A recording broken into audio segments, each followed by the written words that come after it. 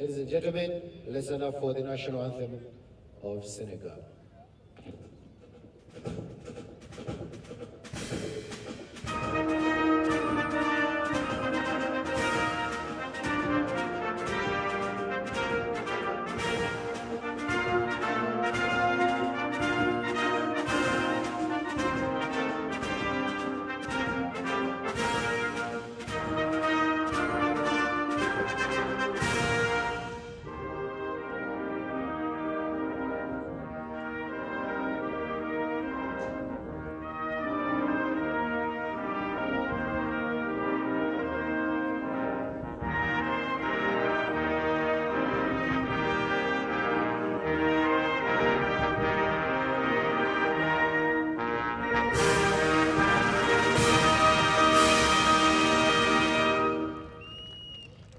Thank you.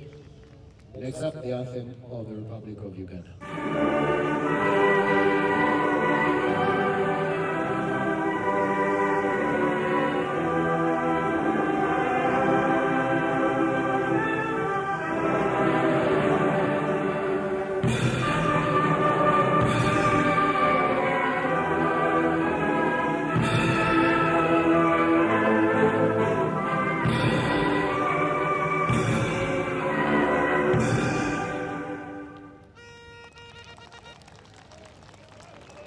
Yes, that's it.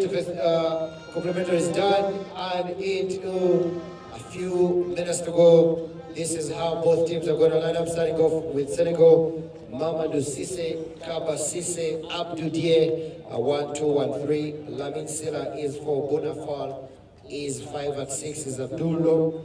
Kadim Cisse will be the offensive flanker. And well, we welcome you to the Mandela National Stadium. This is the 5th place playoff.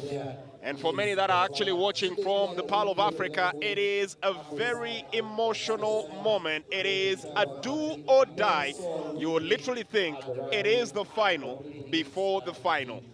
A very good afternoon and welcome. This is the Rugby Africa Cup. Senegal takes on Uganda. My name is Jermaine Egesa. Sitting next to me is the consummate connoisseur of rugby, Ernest Akorebirunji, as Senegal do line up in a very formidable formation that we do understand had a last-minute tweak. Amadou Diaye will be the man to watch for Senegal with those line-breaking runs of his to put his team ahead, but they will have to contend with a Uganda that is playing with an inspired back row of Marco Moding, Byron Ketewet and Alex Aturinda. Of course, the latest change is them having to play without Philip Okorach, who was instrumental in the last meeting between these two, scored the 79th minute penalty to inspire Uganda to a 1-point victory over Senegal. They're without him today, but it's going to be as tight as ever. Of course, that's going to be the biggest question. Without Philip Okorach, how does Uganda cope? The two, Uganda and Senegal, from the head-to-head meetings, have only met thrice in history. Uganda leads by 2-1, but the average score between them is just 26 all, and all the matches they've been played have been within a gap of just 1 try, and I think this is likely to be no different. This match is so Timothy Kisiga is the man that slots in there in the place of Philip Okorach, playing as the fullback. As we get set to get this underway, Mamadou Ndiaye is the one to get us underway here tonight. The instructions are clear. Mental game. Mandela National Stadium still filling up, plenty of spaces in there, but nonetheless, the Ugandans are here to give it one last push. I think Uganda, especially the fans, have done well with hosting such a tournament. On Wednesday, a work day in the middle of the week, we still had fans here, and today is Sunday, not a usual rugby day, but already we can see the stands beginning to fill up. And with this game at noon, perhaps by the time of the final, it will be all packed out. Well, I'm very grateful I don't have to translate the song that's in the stands right now. But we get this one underway. Senegal in all red, Uganda in their traditional black with the stripes. The captain, Ivan Magom, involved in there. They look to lace this one out, and well, Timothy Kisiga getting a very difficult introduction to this particular matchup. The ball was unplayable from that ruck, but I think it's supposed to be a Uganda ball there. Once you receive a kick and you gather it, but you cannot play it afterwards. It's supposed to be a scrum with the team that was in possession. Perhaps the referee had a better view of that, and maybe the ball was lost on the floor by the man that was supposed to pick it in the number 9 jersey, Conrad Wanyama.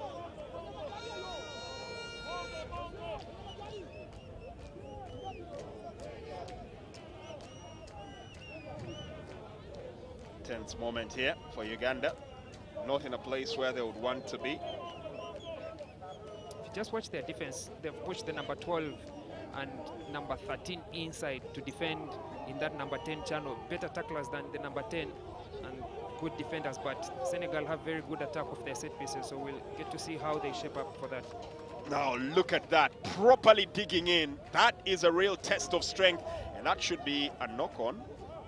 Oh, referee lets it carry on. Uganda, of course, having the advantage here, and the referee letting the game continue. So it's the men in black have possession, as always. Conrad Wanyama getting stuck in. Someone told me he's aptly called the master of the dark arts on the team, with a brilliant kick. Lets the ball flow. Unpredictable bounce, and Uganda will get the benefit right at the halfway line. Of course, in short there you see the number 11 jersey. We will have to talk a lot more about the impact of Philip Okrach not playing today. His absence with a groin injury, you recall in the match against Burkina Faso, he played with a strapped thigh. His absence today means that Timothy Kisiga shifts to number 15 and Joseph Oyed comes off the bench to number 11. It's interesting changes. All the three play number 15 in the local competitions and where they are based, so that innovation is going to be interesting to see how it pans out against this Senegal team. Well, interesting line in from Kaba Sisse. Senegal try to muscle their way through. Oof, losing that ball. Santos Senteza, popularly known as Santo in the Ugandan circles. Real fan favorite for many. Ball coming through, dropped, securing it very quick here. Uganda actively in this. It's a bit of a tense Uganda technical bench. You know, Alex Mobiru, one of the legends of that team, a veteran in the hooker position, which Uganda is still struggling to find a replacement after he hung up his boots. Kept the notes. Maybe he's doing his part in ensuring that this new generation get the notes as well. Well, a chance here now for Senegal to launch forward, and it's their fullback here trying to take the whole run on his own. Alassane Sanya runs into a very eager Conrad Wanyama Wandera. Senegal still in possession. Chance here. Yaye letting the ball flow. Good air once again getting in. This could be a good chance for Senegal. Alassane Sanya. Ball is picked up by Timothy Kisiga, and the referee's whistle had already gone there. That was good play from Alassane Sanya, really making his impact on the game here, that the right center there. You can see his combination with Mamadou Ndiaye. It's going to be important for Senegal to attack in those open spaces, because Ndiaye just picks his runs. He started this move on the right flank, breaking that line, and then the work rate to come onto the open side and set up his center Alassane Sanya, catching the Uganda team off guard. That quick play where the fullback joins that line between the centers is going to be critical for Senegal today, and they have the chance to strike fast early on. Mamadou Ndiaye, one of those that did manage to get the penalties in during the midweek. And now at the moment, stepping up to try and get the first points on the board, takes the kick. And once again, the wings of Namboole are not being kind. It's an unusual miss from Ndiaye. Totally miscued this time round. It's unusual, but Uganda are lucky to get away with it. All the games they've played in this tournament, they've conceded fast. They've had to come from behind. True. It wasn't enough against Zimbabwe. They did just about. enough to win against Burkina Faso, and now they're faced with Senegal, who struck fast against their opponents in the last 2 games. So good contest between these two. Conrad Wanyama putting in a formidable run there, picking it up from the captain, Demba Kane. But that is Conrad Wanyama. Had a lot of criticism from the fans on Wednesday for not being swift enough. Well, clearly today comes in with speedster mode. Maybe that's perhaps the criticism that is going to wake up the entire team, not just Wanyama as well, because Uganda is not the most physically imposing of teams. The West Africans, Senegal, are a prolific and very dominant side in those physical battles. Playing a slow ball as the number 9 does not give your team a chance to at least reduce that size disadvantage. And Wanyama now has to step up the gear like he has just done with that first carry. Well, with the absence of Philip Okorach, the task to kick falls upon the pirate ship captain, Ivan Magom. Formidable for those that watch local Ugandan rugby. He is quite the thing to deal with. Going for his signature stance, measures his distance. Good kick! And it will count. Once again, delivering on the front and getting Uganda's very first try, actually very first points on the board. Ivan Atha Magom makes his mark. Magom has not been that accurate off the kicking tee at 0% from the previous games from 2 attempts, but his first today, he's clamped straight through the middle for Uganda, and maybe a change in the tide, as for the first time in this Rugby Africa Cup, Uganda lead first. They score first in the match that they've played. 3 Uganda, Senegal 0, 7 minutes on the clock. Hardly any definition of what to go by. Big knock there from Uganda. Magom leading, good switching stance, and brought to the ground there very quickly. Innocent Thomas Gwokto. Had a very beautiful family moment in the first game there, as his elder brother was involved in play. Philip Okorach handing him the ball as he scored that try. And then for those that were not able to see, someone on social media, their younger sister who plays for the Gazelles, that's the national basketball team, Abe, was celebrating. Brilliant family. Yeah, sporting heritage in the Okorach family.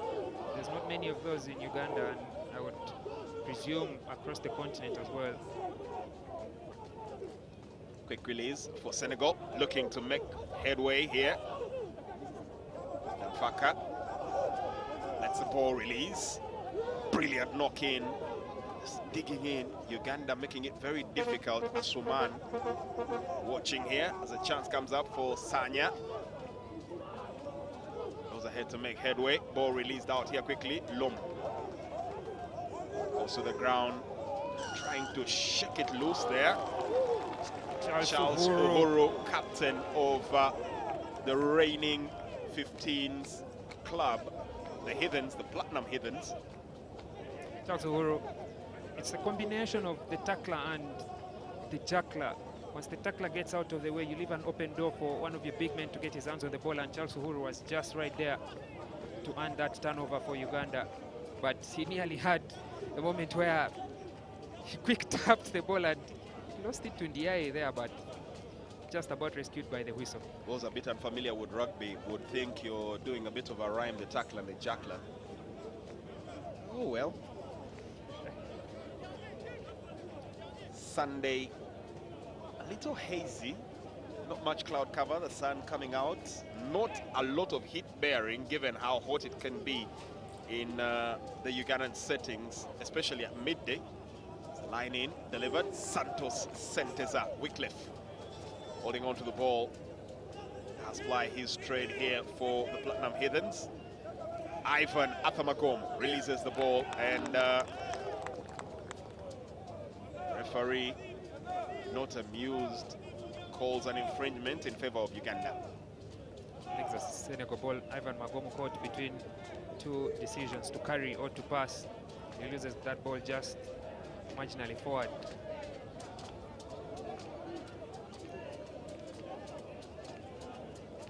different stance from Uganda, the way they've started these first 10 minutes. Different from how they started against Zimbabwe. They were totally asleep and outclassed in the first half. Burkina Faso did the same against them, catching them still on the blocks. But now they seem to have learned their lessons against Senegal. But Senegal are also a team that strike early in their matches. We saw how they did against Kenya.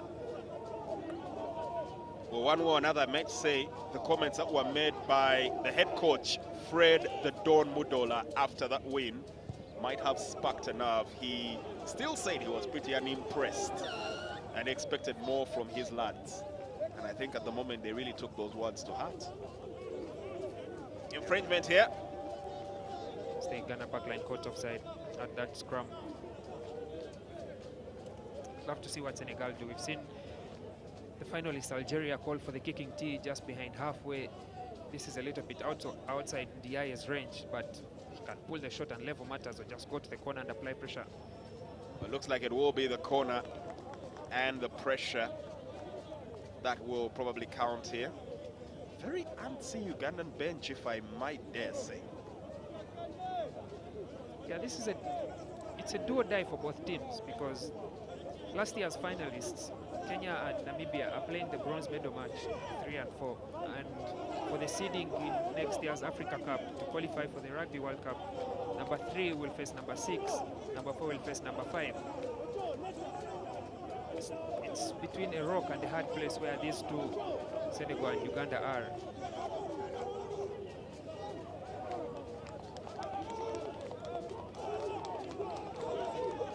Senegal contesting this one. Still have possession. Bit of a fallout. Referee letting it carry on. Conrad Wanyama nearly caught offside there. Referee directing traffic, and Senegal gaining in territory. I think Uhuru's coming from the side in the number 4 jersey. Yes. The referee calls him out. You definitely had that spot on. Shout to Uhuru there. The maul was long and the ball was at the back of the maul. The only way he was going to be able to contest legally was going straight through the middle, and that desperation in defense has cost Uganda and given away a penalty. But Diaye has overcooked this one, kicked it straight into touching goal. Uganda have a choice. As always, Conrad Wanyama, the eager beaver, with the ball, vice captain here of the Uganda Rugby Cranes. Earlier on, we were waxing lyrical about the absence of a certain Philip Wokorach, but there's also the 8th man that is currently missing from the squad of Senegal, Abdul Karim Fofana, and might actually come into play. It's been a tough tournament. World Rugby's, let me call them regulations or guidelines, suggest that you should have about 5 days minimum between test matches, but they played on Saturday, they've had to play again on Wednesday, and Sunday they are back at it.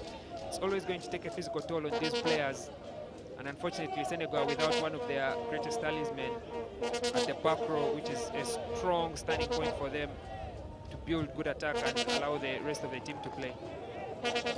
Ivan Arthur Magom, possession, releasing his teammate Kisiga, back to the skipper, and they're trying to make their way here. Uganda, good release, ball kicked on. Conrad Wanyama wants to do this on his own, and Senegal serve themselves just in a nick of time. Antsy bench there, Michael Otto doesn't seem pleased at all with the proceedings there, but that was Uganda doing a poetry in motion.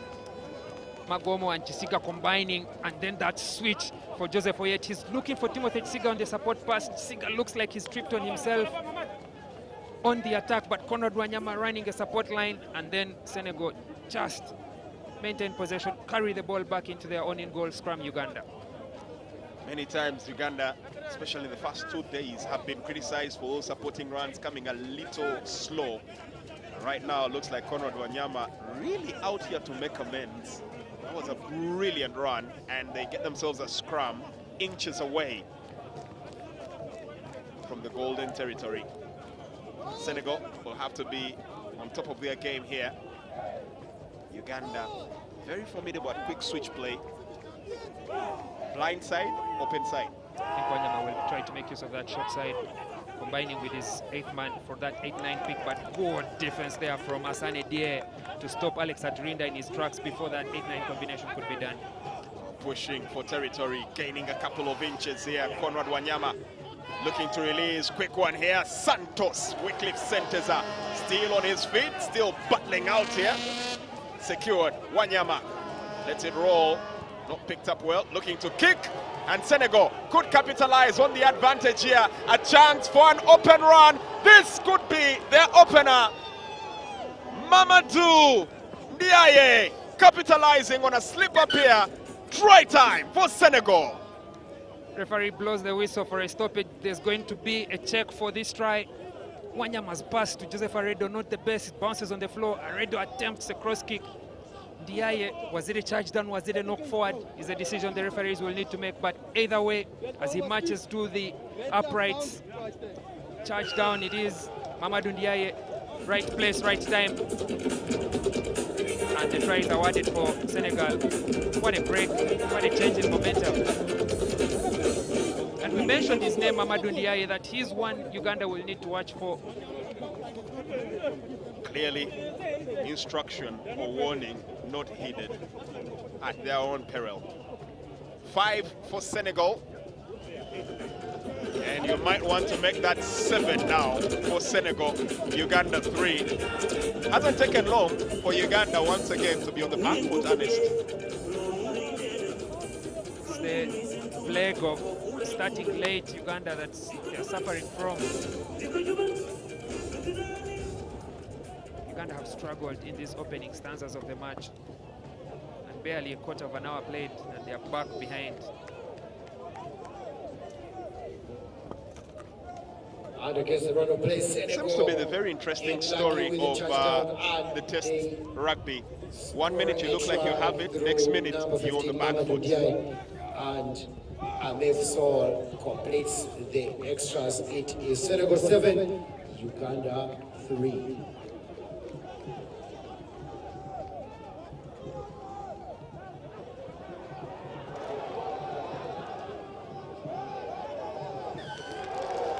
Now the moment here, and Uganda once again conceding. Senegal have the upper hand. Might be a little need for probably some pep talk there from the skipper. Ivan Magom needs to galvanize his troops. Shakim Sembosi. Shouts here coming in from the fans, most vocally. A certain Eddie Chiwanuka, popularly known here as Mr. Google, insisting, get the ball moving. Something you would agree with? Yeah, I think Uganda have done well to get the ball moving, but they've been rattled now by that try. Conrad Wanyama's pass was not the most accurate, and it's caused challenges for Uganda. Before they recover, they're about to go down again, and they will need a full try. Converting to level matters should this kick by. Well, a chance to go to the polls here. And the Ugandans getting extremely vocal at this point, trying to do their very ultimate best here to distract Sal, who goes, and the Vuvuzelas have no effect on Senegal, who now make it to double figures. 10 Senegal, 3 Uganda. Just 2 minutes of dozing off. Have you seen Uganda drop from the lead? Now they're behind by a full try. It's questions that will need to be asked of the players on the pitch and the technical bench up in the stands. How do Uganda stop these malaise of conceding early on in the game? How do they recover and get back into contention against Senegal? May it speak for many Ugandans who are watching back at home and are not in the stadium. One thing is absolutely certain, they will not want to hear Yusondo's song play again, because that could spell a very difficult chance for them to try and come back. And Senegal once again have possession, getting really stuck in here. Beautiful attempt there to win it back there from the left center, Joseph Aredo Jedwong.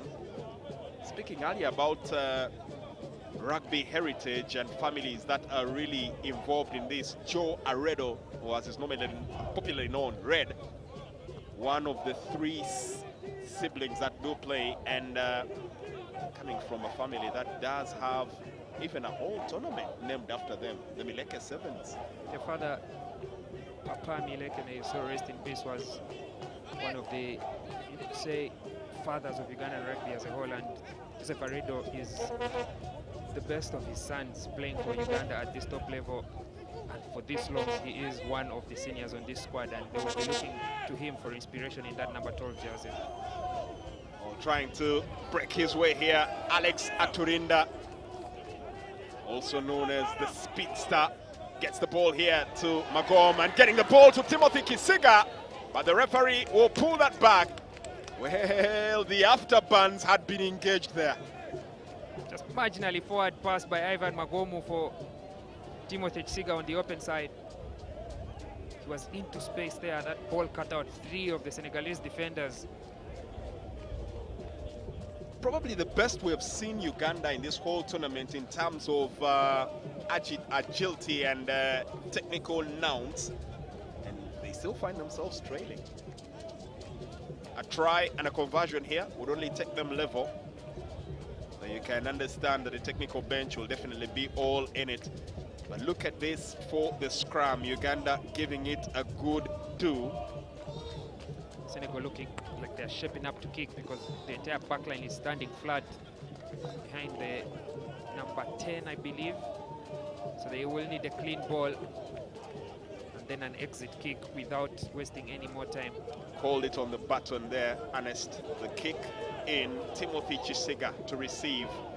Fullback for Uganda, releasing out on the left here, chance to dazzle, steps one way, then the other. Innocent Gwokto released here quickly. Uganda trying to gain territory past the halfway line. They will not find it easy. Big, formidable wall put up here by Senegal. Santos Senteza. His size totally belies his ability. As the ball is brought in, quick release here, looking for a chance. Nice release out in here, looking for Byron Oketeyot. Gets the ball through. Conrad Wanyama recycling. Magom releases. That would have been a knock-on any other day. Referee earlier on intending to play the advantage. Ultimately doesn't pan out for the Lions from Senegal. And so they will have a chance to take it on once again. And Uganda seeming to fall prey to what their East African neighbors were having all through the tournament. Mistakes made by them being their own undoing rather than the opposition getting at them. Charles Uhuru's line was just on point. You need that sharp angled run from your big men carrying, but I think he took his eyes off the ball for a moment, anticipating contact, and just lost it forward. Conrad Wanyama, they are signaling for calm before the storm as Asane Yae will look to get the ball into the scrum. Set up well. Probably the tightest of scrums that we've had. Releasing.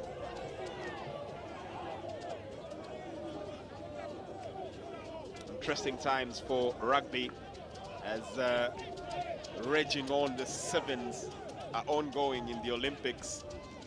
Sleepless nights, sleepless days for a couple of the rugby fans. Yeah, especially Kenya, where our team finished 9th in the men's competition, and South Africa won the bronze medal. France, an unlikely but popular winner of the gold medal, beating Fiji, who had won the last 2 editions, brought an end to the men's competition. Today afternoon, the women's competition will begin, and looks to be even more exciting than what you've already seen. Corner pocket pressure from Uganda. Good kick there from Magom. Talk about Kenya. The pain or the pressure will intensify because up next for them in that 3rd place playoff, the bronze medal situation, they go up against the formidable 6-time on repeat, but this time dethroned champions Namibia. Hardest task, you might say. They're playing against the wounded team, so depending on which way you look at it, it's an easier challenge. but nonetheless one they have to contend with come 2 p.m.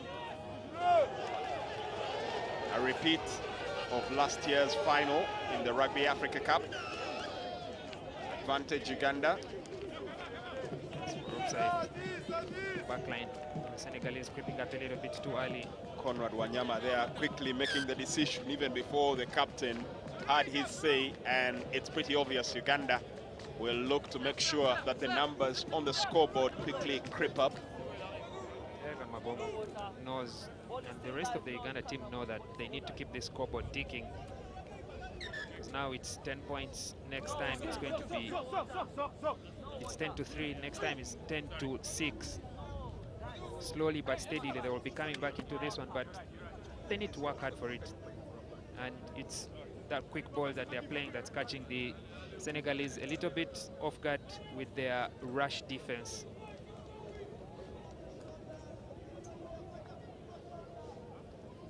Once again, goes into his fabled man from the mountain stance, Ivan Arthur Magom. Looking to make it 6 for Uganda. Good position. Hardly any doubt that he will convert.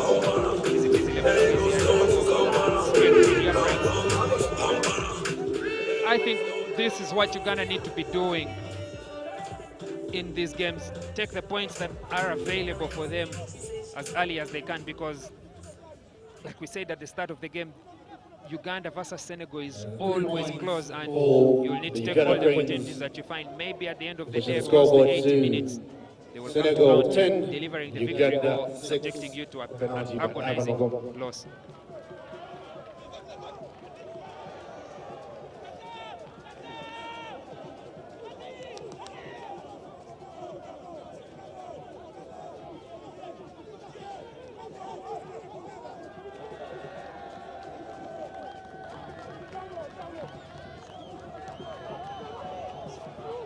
Looking to release here, and a quick drop in. Senegal will go all the way. Try time for Senegal. Alassane Sanya silencing the Ugandan crowd in the Mandela National Stadium.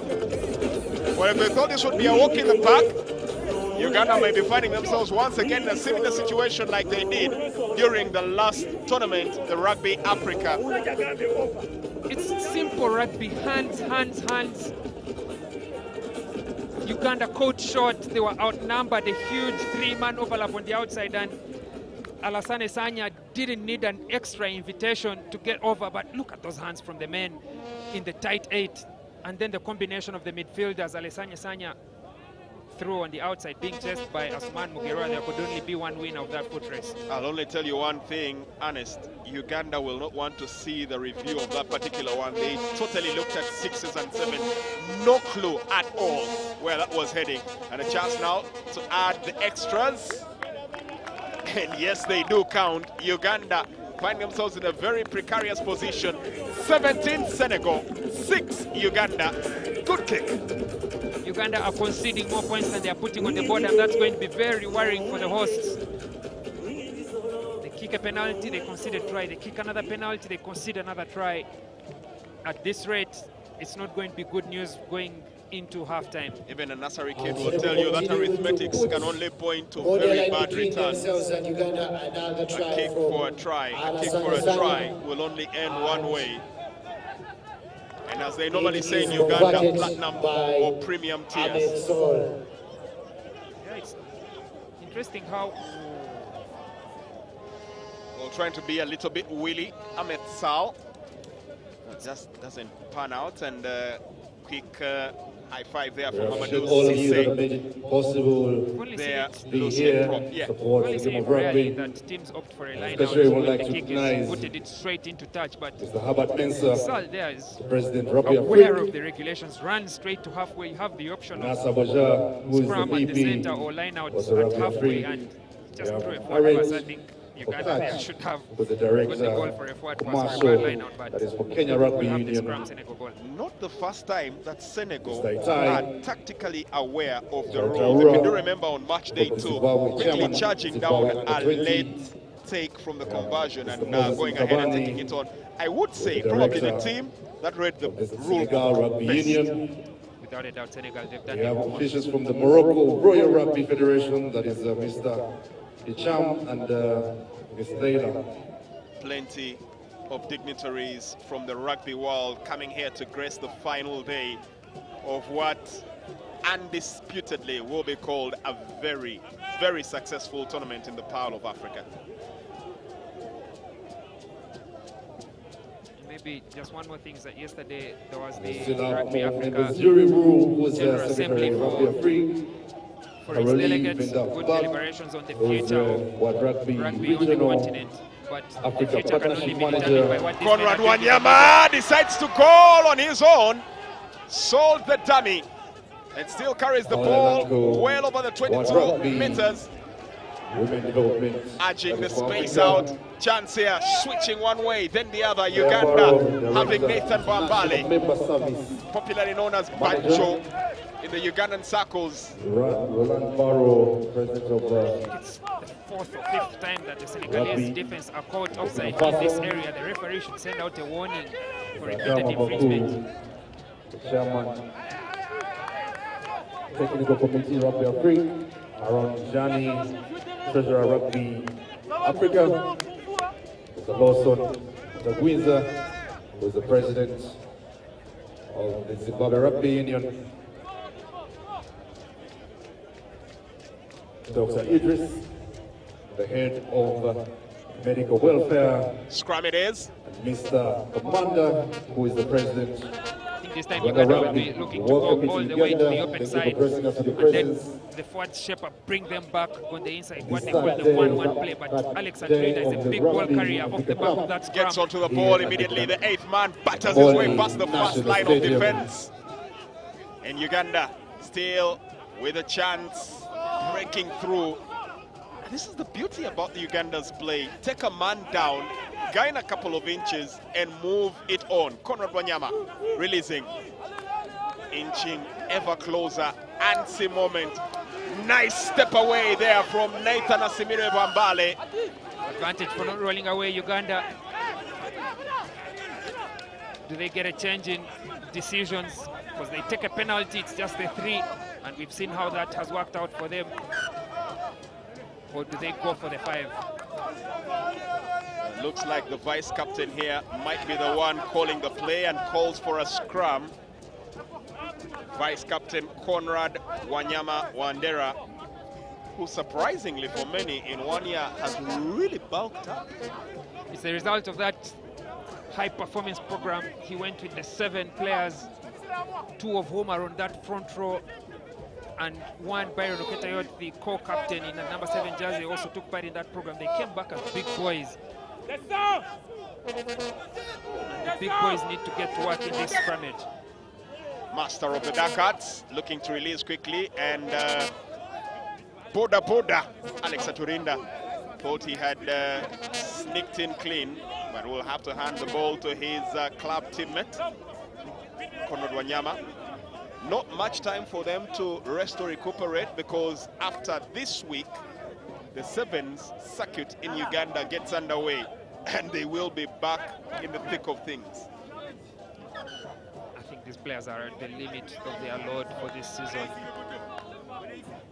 As we get a break, it should be a medical break, but the Uganda players have been active. I think Uganda should be one of the most active rugby playing nations on the continent, maybe alongside Kenya, because from January we've had rugby happening all year, and just next week we'll be beginning the National 7 Series. In other countries, not so much activity, but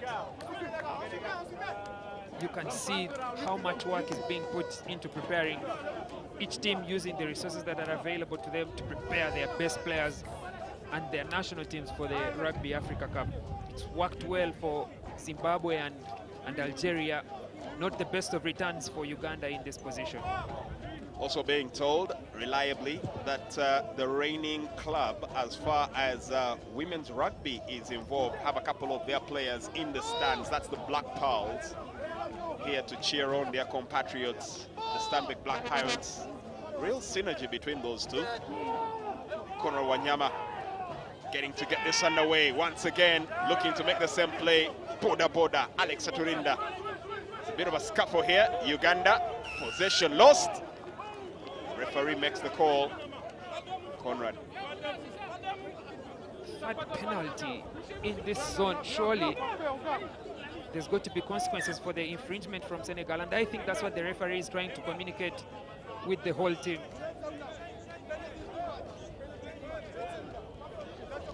Uganda intent on making sure that it won't be the 3 points, because from this distance it would definitely be a given that they would get it in. But Conrad Wanyama making that decision much earlier, which is an interesting switch. He's the one calling the play ahead of the captain today. He is co-captain, but there's going to be different schools of thought on which position is the best for captain, because a number 10 as your captain is a bit far removed from the action. But perhaps one of the tight 5 or a flanker is in there. With Conrad Wanyama as the number 9, he's as evolved as the big man.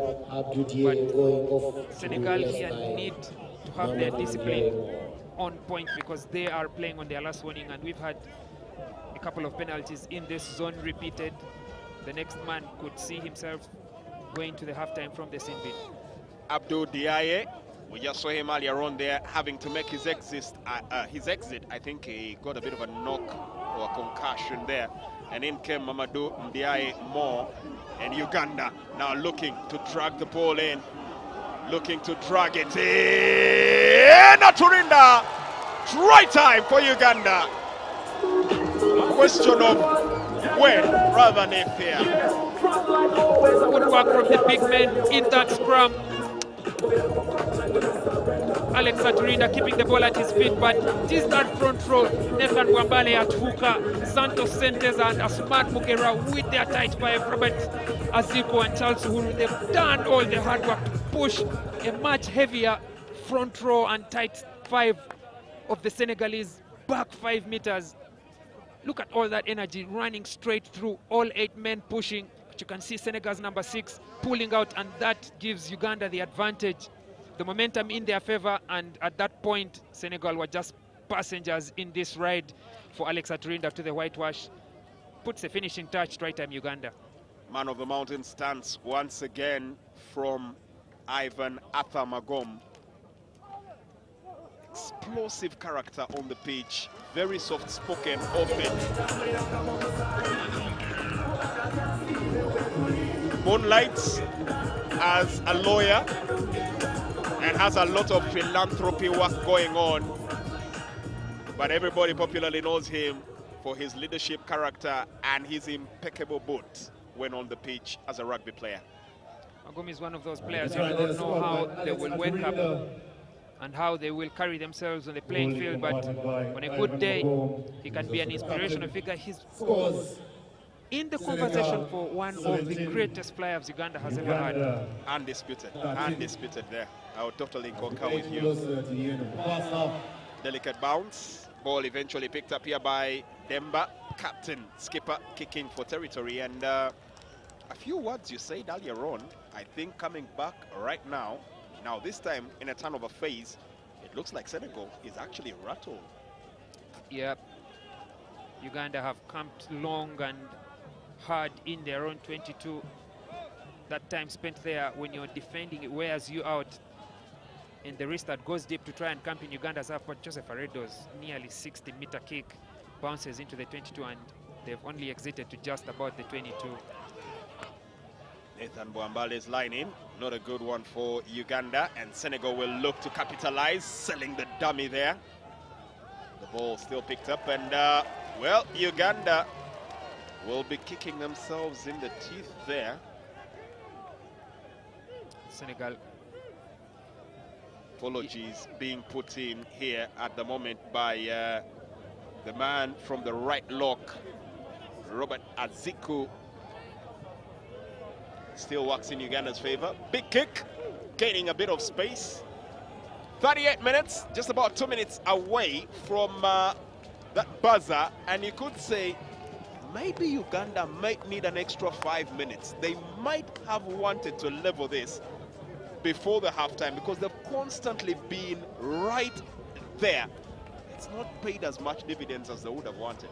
There's no option to level this game. They have to take the lead. A penalty puts them one behind. A try puts them one ahead. They need the 5 to go into the lead at halftime, Uganda. And at the 22, they do have quite a chance. Re-strategizing, looking to utilize the open side. Battering in, good play there coming in from Robert Aziku. Conrad Wanyama looking to use the blind side once again. Breaking away, Boda. Alex Aturinda carries a few meters in. Advantage Uganda now. Magom, quick recycling of the ball. That was swift and decisive. Byron Oketayot brought down Uganda. Still in possession, but getting repelled here. And the referee had played advantage. Will now call it back here. Iga Beaver, as always, vice captain. That is Conrad Wanyama having something to say. The referee taking a minute to readjust his communication gear. I think also his assistant referee Duncan Kioko from the Kenya Rugby Union had something to communicate to him in the middle. Speaking about Duncan, one of the very well celebrated referees as far as East Africa is concerned, and hardly an instance where you have had his decision called into question. He's a good referee, young as well, but rising quickly through the ranks. Uganda has a couple of young referees as well that are Kyoko's age. We have Umar Balikanda and Gonzaga Mayanja that have been playing assistant referee duties in this tournament. And that's what we love to see with young men and women taking up these roles, not just as players but as match officials. Heavy, bulked muscles on tents, as we do see the side end of Suma Asuman Mugerwa as the siren goes on to signal that the 40 minutes are done and we're into the last play. Can Uganda nick it? Will Senegal hold strong? Referee pointing out there that Uganda, well, probably took the cowardly way out here. I think they slipped and ended up collapsing that scrum, but that would be the last play of the half. That is halftime. We're going to the break. Senegal 17, Uganda. A very interesting halftime to roll over as Uganda are trailing, but arguably have been the ones that have dominated the spell of play. Multiple times reigning right within the 22 area of Team Senegal, but not able to fully capitalize, and small slip-ups have actually come to really haunt them. As they head down to the tunnel, it is Uganda with a couple of things to think about if they still want that 5th place, and the Lions of Senegal quietly powering their way to the top. Senegal 17, Uganda 13, Rugby Africa Cup 5th place playoff. It's halftime.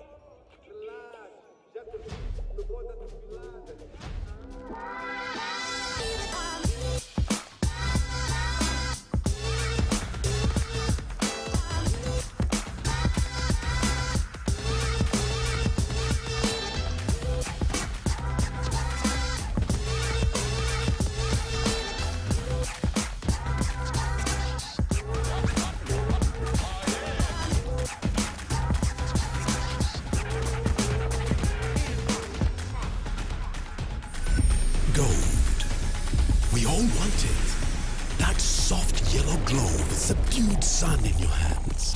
That precious polish of elegance. To hold it is one thing, but to taste it is everything else. Relish the satisfying taste of a beer, unmatched in quality, unmatched in consistency, and with 23 Cute this time round. It's unusual, but Uganda are lucky to get away with it. All the games they've played in this tournament, they've conceded first, they've had to.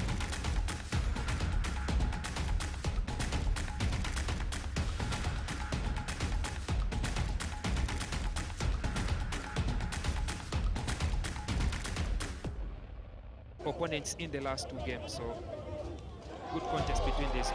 Conrad Wanyama putting in a formidable run there, picking it up from the captain, Demba Kane.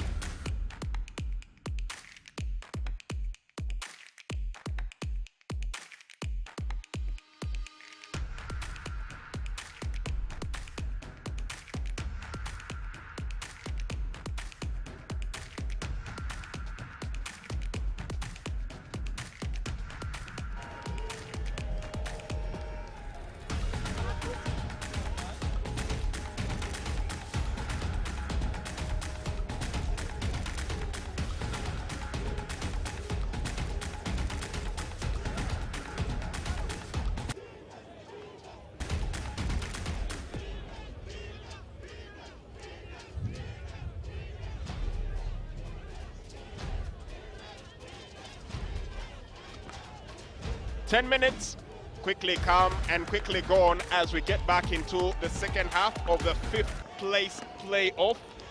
We're coming to you live here from the Pearl of Africa, popularly known to many other places as Uganda. This is the Nelson Mandela National Stadium. This is the host nation, Uganda, that are currently having a bit of a chase to do here.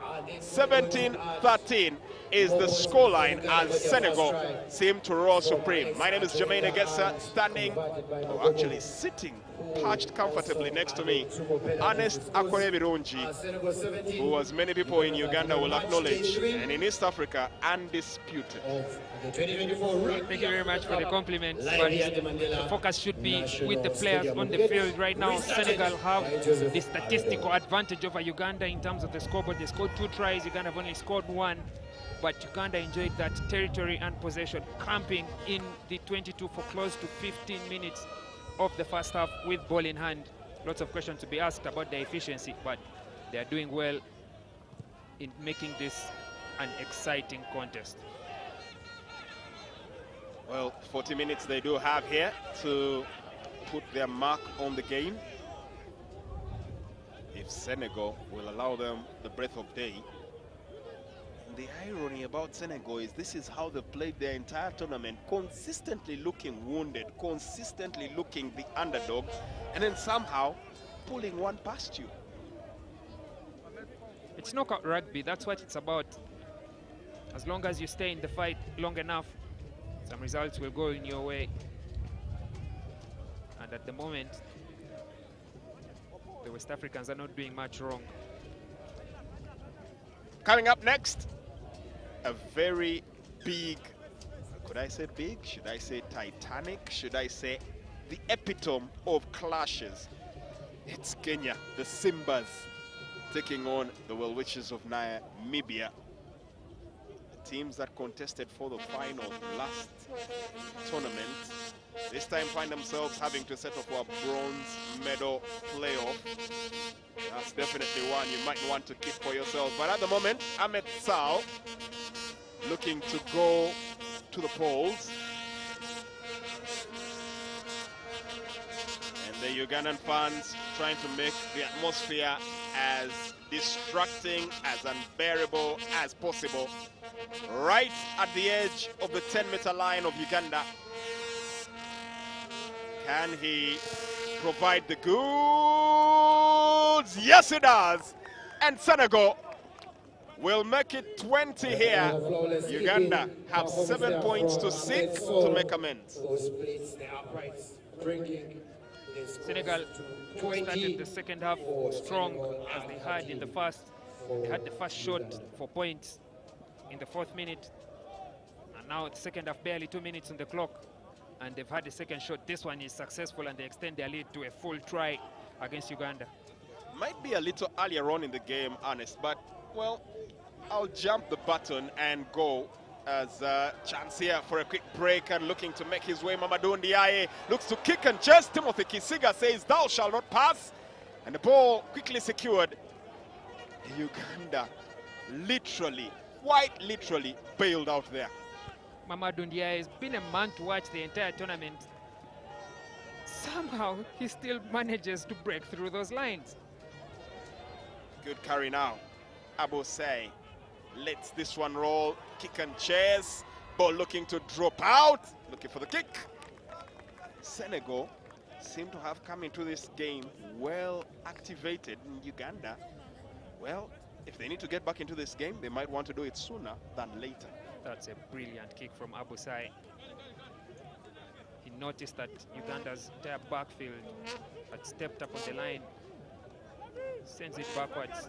A good bounce touch found inside Uganda's 22, and Uganda have been forced to make an early change, bringing on Jude Juko at number 2 in place of Nathan Bwambale, but Juko's first involvement on the set piece, line out not thrown straight, scrum Senegal. Possession changing hands quickly. How we ended the second half and where we ended the first half rather is where we shall start this one. Well, the changes reigning in supreme, and looks like Tony Leneveux is the man that comes on here for Senegal. also making a few switches of their own, trying to bring on more of their man mountains. There's a bit of a limp here, and probably could explain the switch up. Lamine Sile is the man that steps off.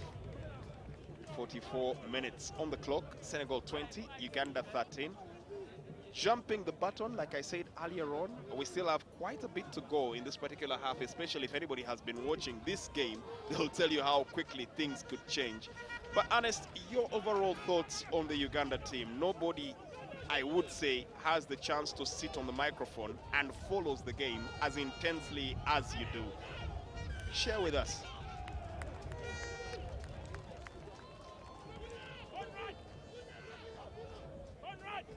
They're working brilliantly, the Senegalese on attack, but that set play did not move well, and Uganda have just about managed to thwart that attempt away.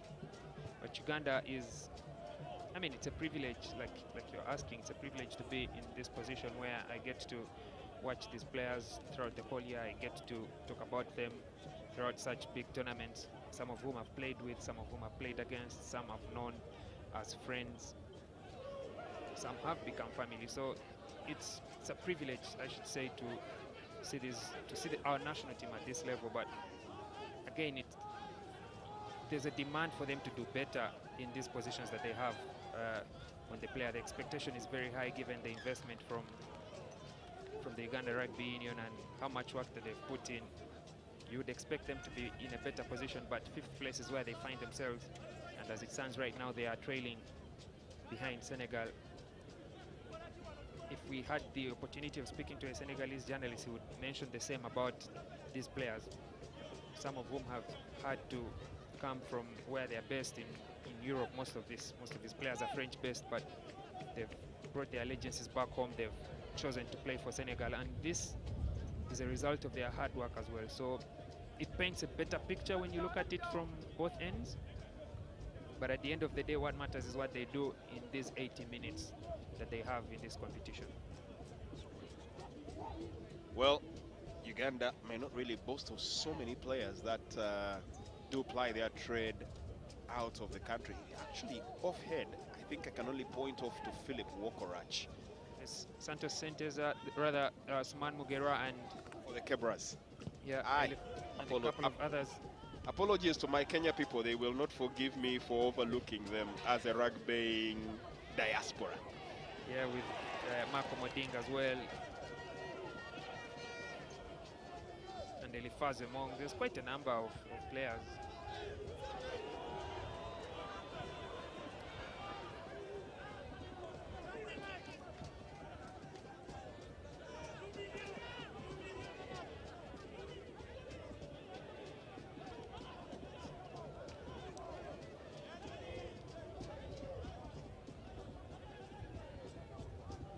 Wear and tear is quickly going to begin to set in here for all these teams.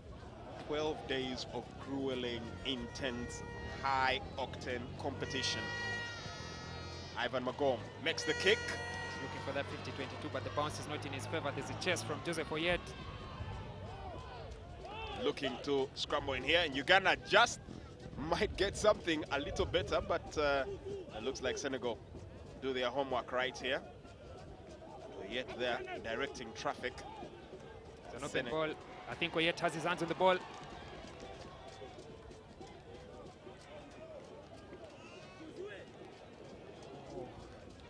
Referee breaking it up here. We need to take a look at that again. I think Oyet might have just about dropped the ball in front of the whitewash. Quick turn off a play. But that's good work from Oyet, coming in as a replacement, and now to start at the wing.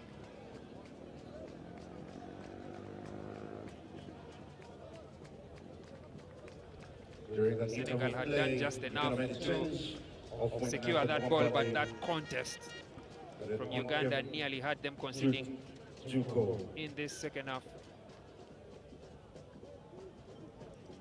Scores 20 to Senegal, 13 to Uganda. Final day of the Rugby Africa Cup. 2 more games to come. 2 p.m. and the finale at 4 p.m.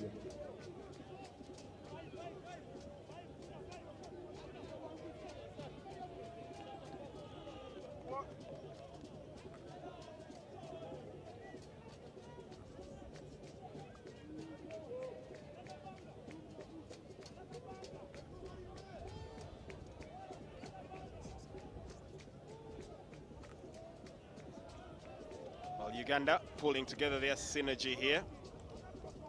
And referee feels maybe a little too enthusiastic here from the Rugby Cranes, who have actually had quite a lot of work doing not just the hosting duties, but also making sure that there's a trickle-down effect. I for certain know that the Naguru boys have benefited here from a couple of lessons from the national team. There's been a lot of CSR that's been coming in from all the teams that have come through here. Shift here, and you have to say, not underrated one bit. Probably the most priceless lesson some of these young lads have had.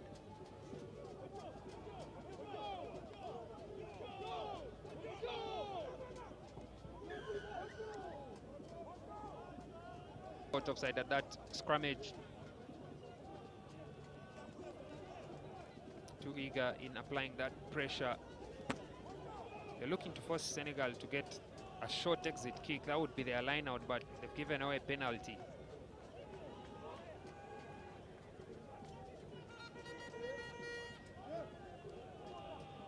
Well, it's been officially confirmed. The repechage will be in Morocco. Morocco, the hosts, and all of the teams that's in there. And if I do dare say, probably the favorites. And as we do understand right now, it will be Burkina Faso that heads down there to battle for a chance to return up top. I think Burkina Faso will get their chance at next year's repechage. This year, the 8 teams have already been set. It's the first time in the history of Rugby Africa that we have 16 teams active in the Rugby Africa Cup, in the Men's Rugby Africa Cup. The women's teams are also getting their numbers in. We had 4 teams in the Africa Cup in Madagascar at the start of the year, and there's going to be more taking part in the repechage to determine who joins the big girls. But as of today, Burkina Faso are not part of the big boys. Maybe Morocco, the host, will look to take advantage of their playing at home, of their hosting, to see if they can join the Rugby Africa Cup next year. Good distance here gained by Senegal.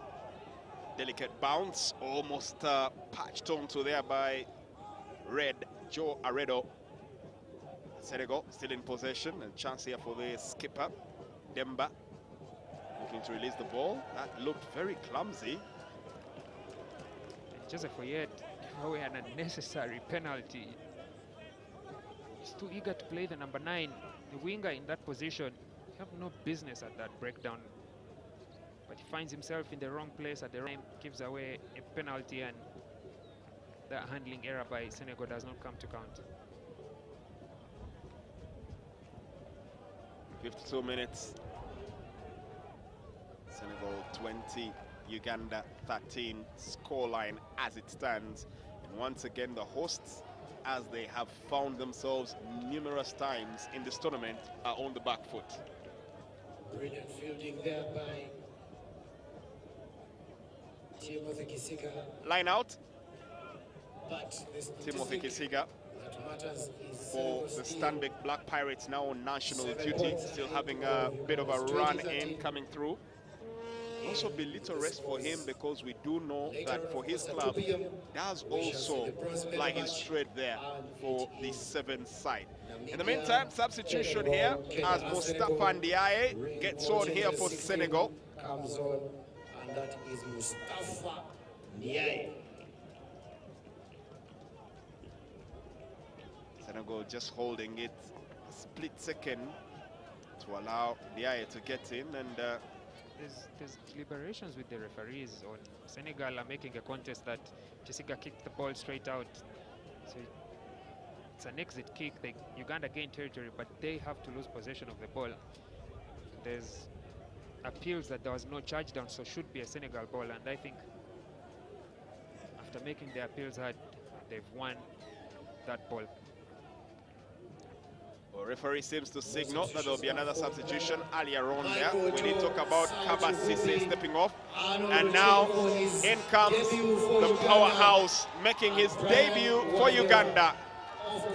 Michael Otto comes on to take the place of his former teammate Santos Senteza. Both were at the Heathens. He now currently plies his trade for the Cobs. In the stands, you can see the Rhinos players. They're so excited because one of the hottest prospects from age grade rugby, Arnold Ochen, has come on to make his debut in that number 23 jersey, and that's going to be his first carry of the ball. But I think we'll just have to wait to see how he does, having played with the under-20 last year. This year he's with the seniors, Arnold Ochen.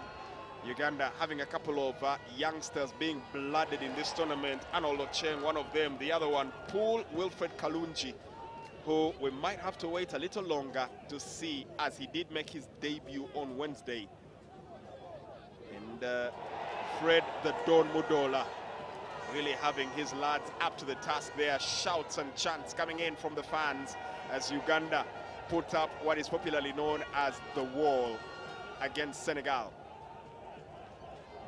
The players off the bench have come with some energy, and the fans have added that boost.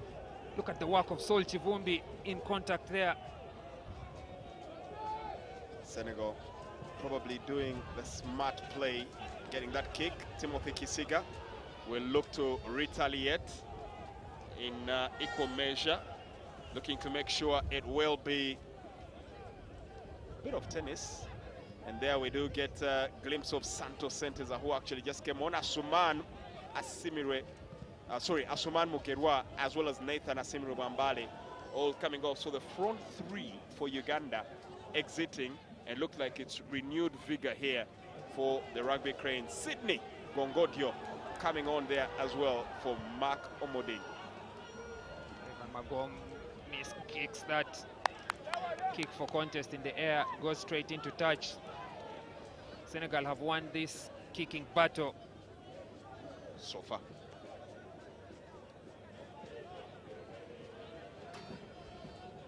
There's been a few back and forth kicks, but at the end of the day, Senegal have possession on the line out, and it's inside Uganda's half.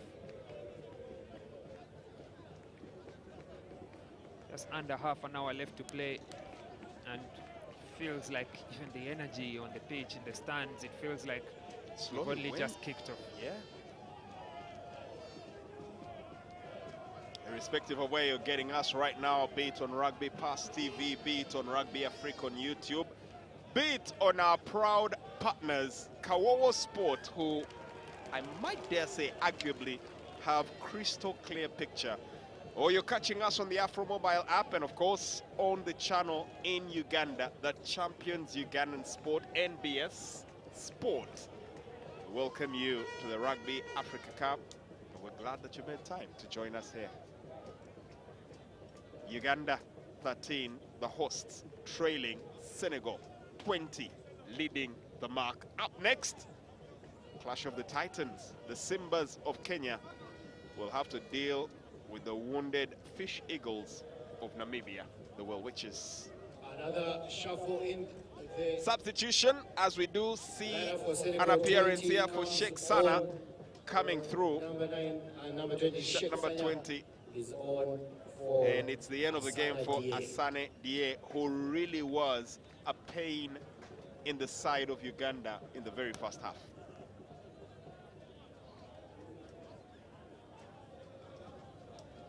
Scrum. Vice captain here of the Rugby Cranes, Conrad Wanyama, who's been calling much of the play. Ball in hand, will now look to dictate play. The key objective right now for Uganda first is to gain territory, and the referee, well, probably sees a call in there.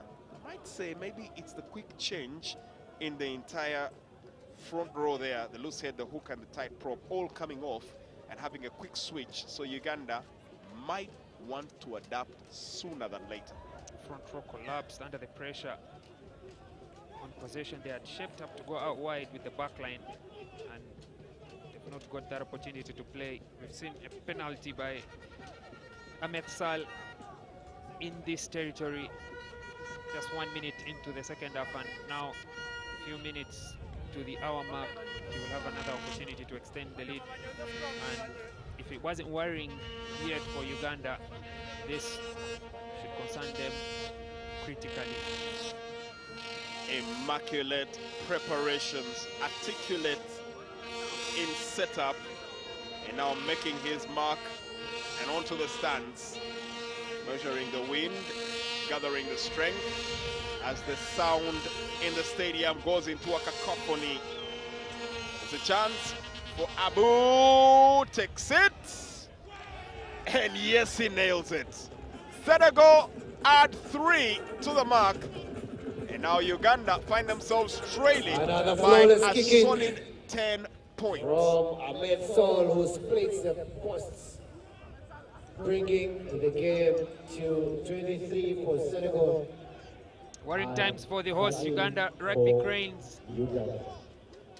They are under the pump from Senegal in this 5th place playoff.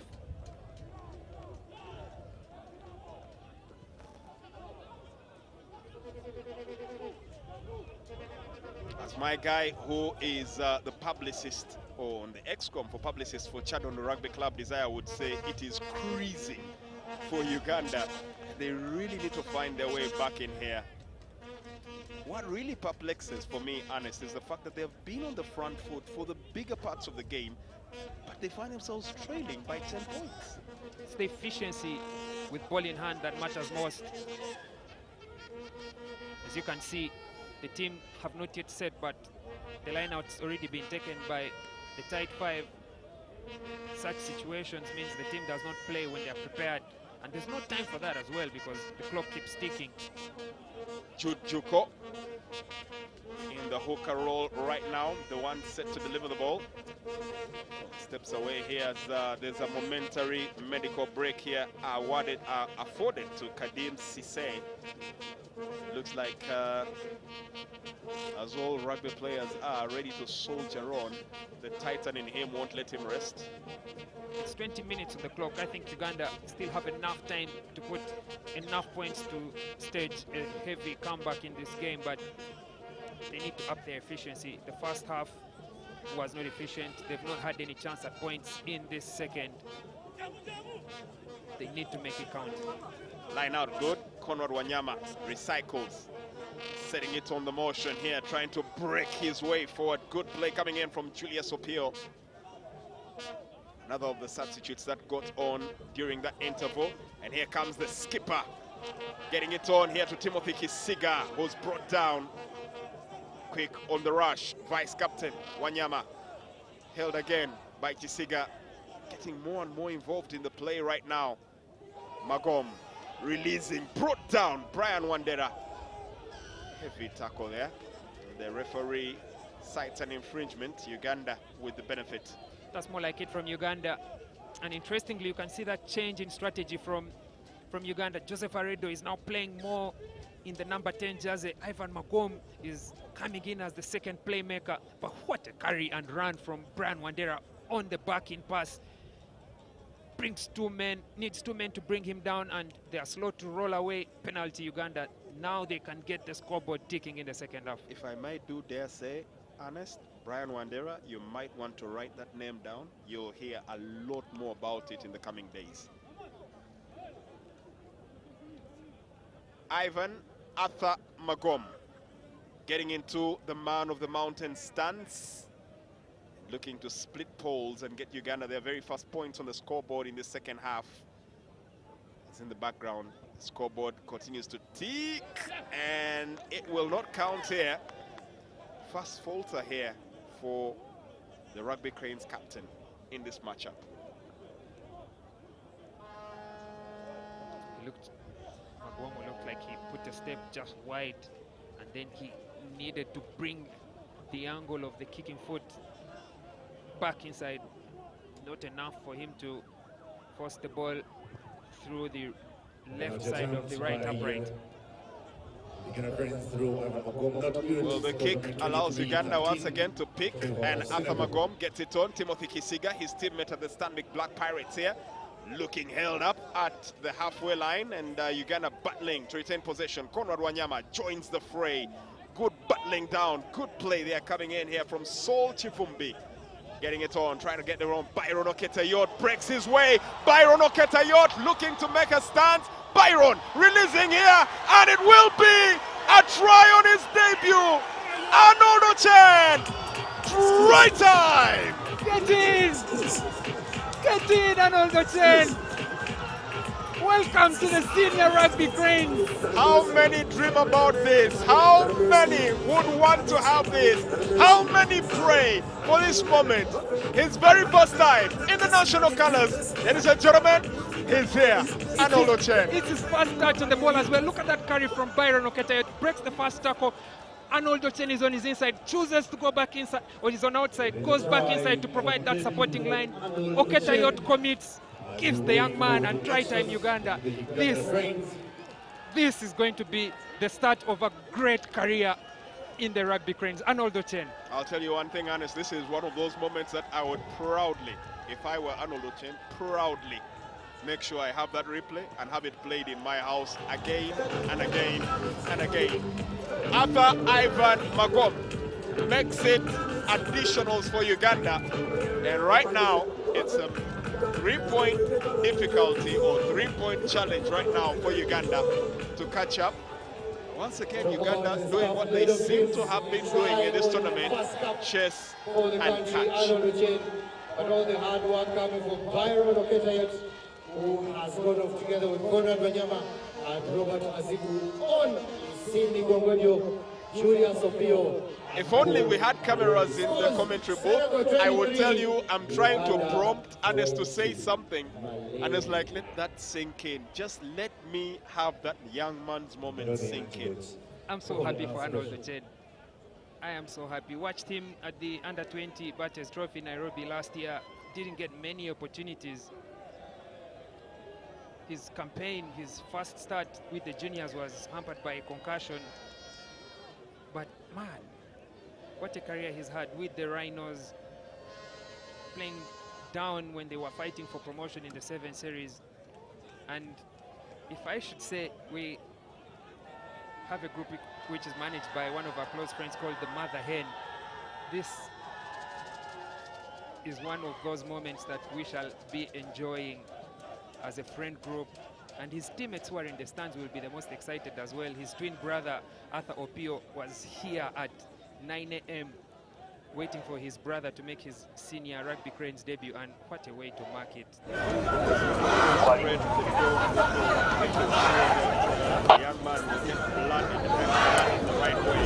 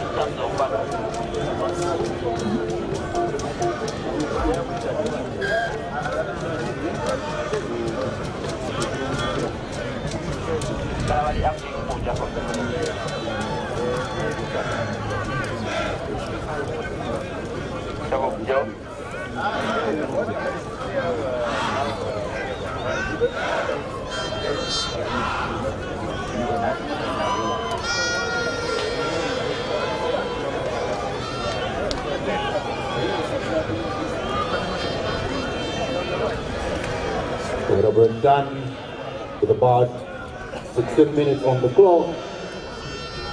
Left to the end of the game. Senegal 23. Been enough to see them go through. They just about shocked Kenya in the first game, but the physicality couldn't hold for 80 minutes and they fell short. Then they overcame their opponent in the that was Cote d'Ivoire in the semi-final, in the placement semi-final. Another game that was grueling and physically tough to overcome. But you get to think at this point, what is Senegal doing right? One, they're getting their players, not very many in their local competitions, playing in sevens, and then they've come here and played 15s rugby. They are calling their players who are best away from home in Europe, in France, in Portugal. They're getting them to come and play test rugby for the country. This is the start of one of those competitive phases for this country to come back to the top of Ugandan rugby. We know they've been there before, but this looks like this feels more like a start, and I think 5th or 6th place is a good return for their investment, but there's room and hope, and I think there's belief that they can do better. I have absolutely no right, but well, I'm just going to go ahead as a commentator and shut my mouth. If there's one thing they need to work on, it's durability. I think they have everything in the bag for them.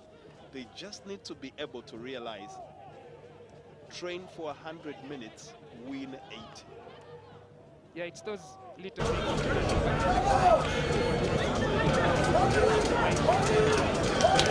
For the World Cup, or Project 2033 rather, for the next edition in USA. Maybe Senegal can set a realistic target for that and challenge. A loud cheer here going out from the largely host 16th man, as Uganda do gain the referee's favor, and they go for a kick in here. 67 minutes on the clock, and the winds of Namboole once again reminding everybody of their ever-present stance. It's one thing, but I do dare say honestly, with the way we've been talking about the winds and how they've actually worked out, this might be a case study that many people may want to take on ahead of the 2025 Rugby Africa Cup. It's going to be here as well, so if anything, all the teams will be picking lessons from the playing surface, from the conditions in Uganda. We have, I should say, one of the most gentle weather conditions in the continent. It shines, it rains, it's not extreme. The food is good as well, so the team have enough notes to go back home with as they prepare for next year's tournament. But as well, the competition that we've had here, there are some lessons that they can pick from. There are some pointers that they can take to build for a competitive tournament next year. Mamadou Sarr, shot 19 here, stepping in for the man that has been filling the left lock position here. That is Lamine Silla. It is actually number 5. Oh, it's actually, quick correction, right lock. It is Bona Foul that steps off. Apologies there. Chance once again for Senegal to galvanize. Tricky times, 12 minutes left to play. What is the mindset right now for Senegal? Keep Uganda as far away from your red zone as possible. They need to play in the right zone, Senegal.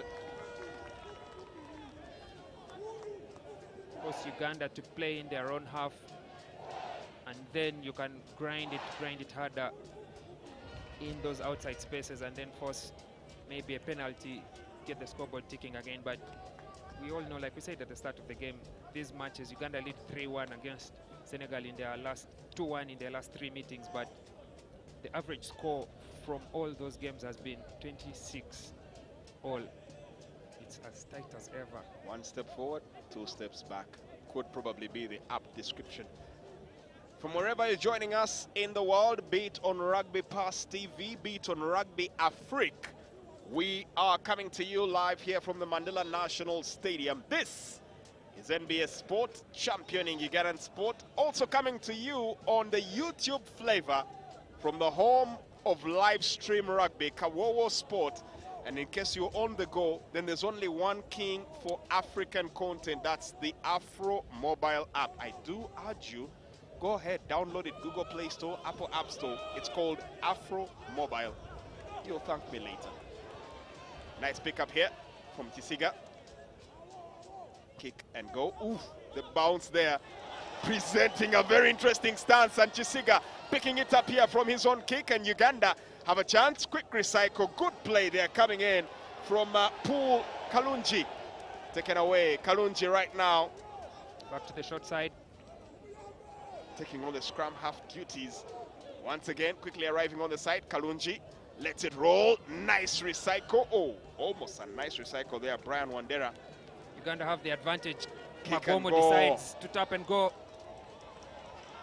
Break, brought down. Uganda to support.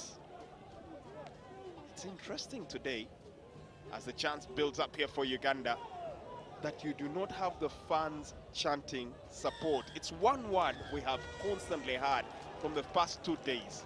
And there's a chance here for Uganda, and it looks like Paul Kalungi is insisting the captain should go to split. Tony Ilanov has been found guilty of Senegal's infringements. He's the man that will spend the rest of this match in the sin bin. Uganda have the opportunity to level matters and then attack with the power play. But it's that quick ball that's played by Paul Kalungi that is catching the entire Senegal defense offside. Wanyama tried that early on in the game, but not enough. But now, the number 18 player, Tony Lanov. Lanov will be pretty disappointed, having come on as a substitute and now will not be able to finish the game. And yet, going ahead to allow Uganda a chance to level up as the captain, Arthur Ivan Magom, goes into the man of the mountain stance. He's already missed one here, but this time makes absolutely no mistake. And ladies and gentlemen, with 9 minutes left to play in this game, we have a game in our hands. 23-23. Talk about the hosts making sure everything stays right on the nail's edge. They're doing their best to finish the tournament on a high. Did not start well against Zimbabwe. Zimbabwe are into the final. You get the feeling that maybe had Uganda won that game, they would be in that 4 p.m. kickoff. But fate has thrown them that early midday kickoff, and they have 9 minutes to play. And see if they can come from behind and get such an emphatic victory. At this rate, I might dare say 4 p.m. doesn't suit Uganda. Keep them at midday. They seem to be doing pretty well there. The fans turning up in numbers. As Ernest Akorebirungi earlier on pointed out, Sunday is not a rugby day for Uganda. It's normally Saturday. But, well, big occasion demands big sacrifice, and the Ugandans have not shrinked away from their 16th man duty. Chance here for a kick from Paul Kalungi. Doesn't roll out as expected, and it's quickly picked up here by Sal Ahmed. On from Amadou Ndiaye, the fullback, looking to release, but quickly caught into the whiplash of the Ugandans. Still a possession. Chance here, Cheksana, one of the substitutes who came on. And looking to hand off to Demba, captain, brought down. Senegal gaining territory within the 22. Uganda trying to make sure they keep a beady eye here as Abu Sai tries to break the lines. Held out. Navi moment as they can't deal with Demba. Captain here. Skip, hop, drop. Senegal still in possession. Dive in. The referee says carry on. Uganda keeping a tight line. Another chance, and the first line of defense holds strong for the hosts. Looks like Senegal setting up to go for the drop goal. Heavy impact here, and looking to squeeze away, and there's a drop on the ball. Oh la la, oh la la. What an attack from Senegal, but what defense from Uganda, and cheers and hugs for that man, Arnold Ochen. Try saving tackle. Ndiaye coming off the angle, cuts past Paul Kalunji, then Brian Wandera makes that tackle rather. Quite a try-saving tackle from Brian Wandera, forcing the handling error and rescuing Uganda. Once again, the rookies making sure that business is done. And Paul Kalunji Wilfred getting a moment here as rugby royalty will grace this game. Continue to watch on. In the meantime, one of the voices that you consistently hear as there's medical attention given to the skipper of the most successful rugby club in Uganda, Charles Uhuru Odong, captain for the Platinum Heathens, gets a bit of medical attention. The voice you're hearing on that microphone is probably one of the most successful rugby players in the nation. Definitely one supposed to be in the Hall of Fame. A certain Alan, the speedster, Musoke. I think Alan Musoke, more popularly known as Soki, is one of the greatest rugby cranes players. He has qualified to be a legend, won the Africa Cup in 2007, won the Elgon Cup during his playing days. Only a few of the players on this pitch have managed to come close to that. I think should be Asuman Mugerwa and Joseph Aredo that have, and perhaps Charles Uhuru, that have won that elusive Elgon Cup. But what a legend, and to see that they've stepped aside men like Alan Musoke, men like Timothy Mudola, who is running water for this team. They've stepped aside, but the team has stayed competing at a high level. Success has eluded them, but they're still winning to the fight, and Uganda Rugby Union hopes to go back to those successful days. For the rest of the world and Africa at large, there's a very fierce rivalry known as the Elgon Cup, as Uganda normally takes on Kenya. Nice step away and eventually running into traffic. That was a brilliant sidestep there coming in from Arnold Ochen. Clearly a young man enjoying his debut. Oh wow, what a dream start. What a dream start to his national team career. Arnold Ochen there, the more he plays at this level, the more he will learn, but you'd expect the winger on the outside to cut back in, otherwise the defense will force you into touch. He runs out of grass and gives away line out to Senegal. Ernest, will we address the elephant in the room? 5 minutes left to play according to the clock, and we are all tied. I know you must have read the rule book. What happens next?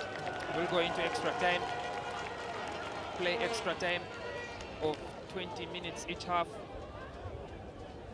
and should there be no difference after those 20 minutes, I'll just need to check again if it's sudden death or if they play the entire minutes.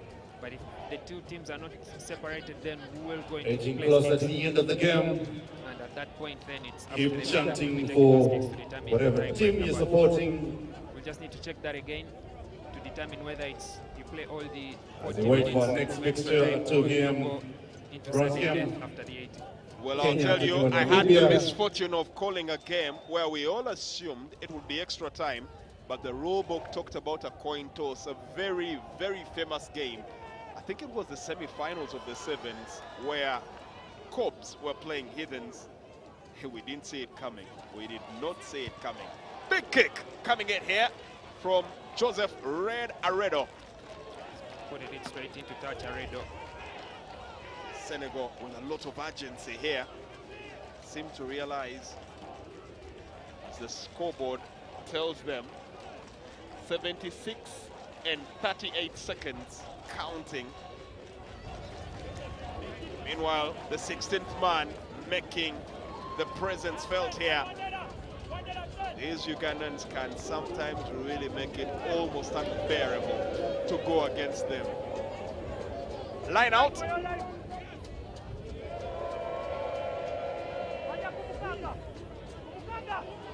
Looks like it will be man on the end. Check. And the ball is kicked away. Chance to pick up here. Ahmed Sal goes for the tennis kick and chase. But Paul Kalunji waiting here. Brought down instantly. And there's a bit of a real scrumming. Sorry, a real digging. The Senegalese kickers have been caught offside in that kick tennis. Paul Kalunji was isolated, could have given away a penalty that hands the victory to Senegal, but now Uganda will return the favor of Senegal's pressure in their own 20-goal line-out goal kick from Joseph Aredo inside the Senegalese red zone. I will make a disclaimer on my next comment, ladies and gentlemen, especially those that do not live in the tropics. In Uganda, this period is popularly known as malaria time. This is when you get to bite your nails. This is when you get to feel the fever. This is when the fans stand up and find their voice. It's the moment that those that are faint of heart will turn their eyes away from their screens. It's that moment when those that are in the stands that can't take the heat will find a reason to look for the nearest watering hole or probably a bathroom loo as Uganda look to alleviate the pressure here. At this point, inches away, yeah. At this point against Zimbabwe, Uganda had the option to take the drop goal. They didn't, but this is in a better position. They have two kickers on the playing field. Joseph Aredo. Good break there, coming in. They should go for the option to kick, but unfortunately they've lost the ball to a quick turnover from Ahmed Sal. The opportunity for the drop goal was there, and Uganda have not taken it. Funny bounce on the ball there, but I'll tell you, Sol Kivumbi had literally given Uganda all the goods. Just the way life is, so is the game of rugby. Just when you think you have it, sometimes you don't. Just when you think you don't, it's all there for the taking. Perhaps maybe this is what keeps Senegal alive in this game. Ivan Magumu was in that pocket. Joseph Aredo was not far off. Any of them could have taken that shot and goal. Jujuko to deliver, Uganda. With a good line in. Opportunity here. Pool, Wilfred Kalunji runs into traffic. A few pleasantries exchanged. Nice release. Sorry, that was actually Arnold Oshen. Right now, Uganda making sure they secure.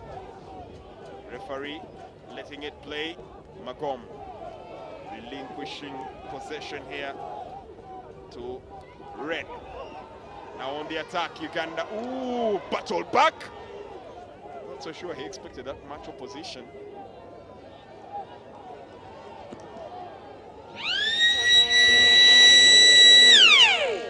And there is that dreaded buzzer going off to let everybody know it is into last play. Have the words do or die ever made more sense than they do right now? Can't recall any moment like that. Uganda getting past the 22. Ooh, that's a penalty. Player flying in off his feet. Ahmed Sal. Now this is going to be very interesting. Does Uganda attempt to go for the poles, or do they insist on pushing? It looks like the captain, Ivan Athamagom, says it will go to the poles. The intensity, the pressure is evident. So many cannot bear to look at the pitch. Commentators cast do or die. Ladies and gentlemen, you are now in the nearest you will get to a sudden death situation. Ivan Magomo has the opportunity to be the hero of the day for Uganda. They trailed at halftime by 13 points to 17. They've labored to level matters at 23-all. Now, with the stroke of his right boot, he can send Uganda into wild jubilations. Lawyer by profession, captain for the Stanbic Black Pirates, captain of the national team in the Man Mountain stance. Can Ivan Magom snatch the haste? Goal for the kick. Close. Close. We shall have extra quite. time.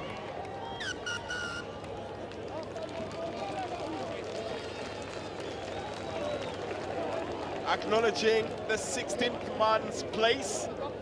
Ladies and gentlemen, one of those situations the organizers tend to dread. the extra time. All right, it ends Because that switches the entire 23 all. We are still having a game on our 23, hands. Senegal and Uganda, As there's and extra it's time to be extra played time in this here. game, Let me as share we your end with the thoughts winner. right now, Ernest. So the malaria is on, but Senegal versus Uganda is one of those fixtures that we knew from the start would be close, would be tight as ever, and it has lived to the billing. We're going into extra time, the two are tied. I think the first to strike will be finishing this tournament as the 5th place ranked team. We're definitely going to go as the referee here has a bit of a discussion, and from what I do understand, it's supposed to be 30 minutes, 15 minutes each half, as we are reliably informed by our very able-bodied statistics team. Thank you very much, Coach K. Oh, 10 minutes, so we are now reliably informed. So 10 minutes per half, as we are reliably informed, and blink and miss. There's no sudden death in this one. The teams have to play an extra, I should say, quarter of rugby, and just would like to get to just say to apologize for the error in communication earlier in the game. It's going to be extra time of 20 minutes, 10 and a half, and regardless of who strikes first, there's no sudden death in this one. We will be playing a full 100 minutes of test rugby. Let me put you on the spot right here, Ernest. 23-23, full time, 80 minutes of rugby after 12 days of grueling, intense, continental expectations. Wear and tear comes into play right now. It's about now the depth of the team and how much quality they have coming off the bench. Uganda or Senegal, towards the end of the game, we saw Senegal with the momentum. We saw Uganda with the momentum against Senegal, but they've been saved by that full-time whistle, and now we have to start afresh. Perhaps an opportunity for us as well in the commentary booth to take a break, get a breather as we prepare for the next 20 minutes of test rugby.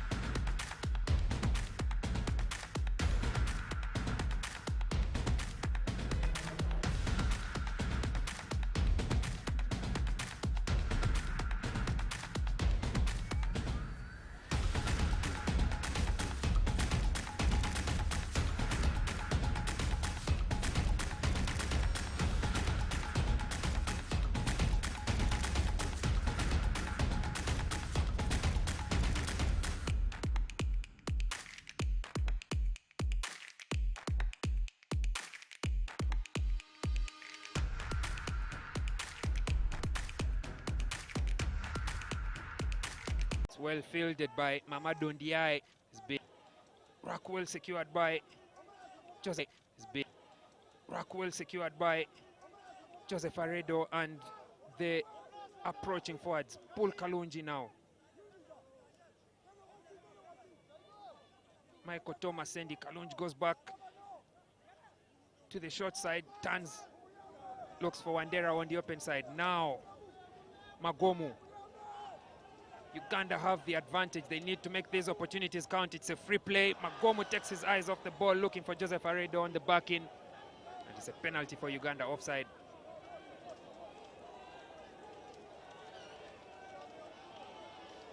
It's probably one of the easiest decisions that the Rugby Cranes keeper can take.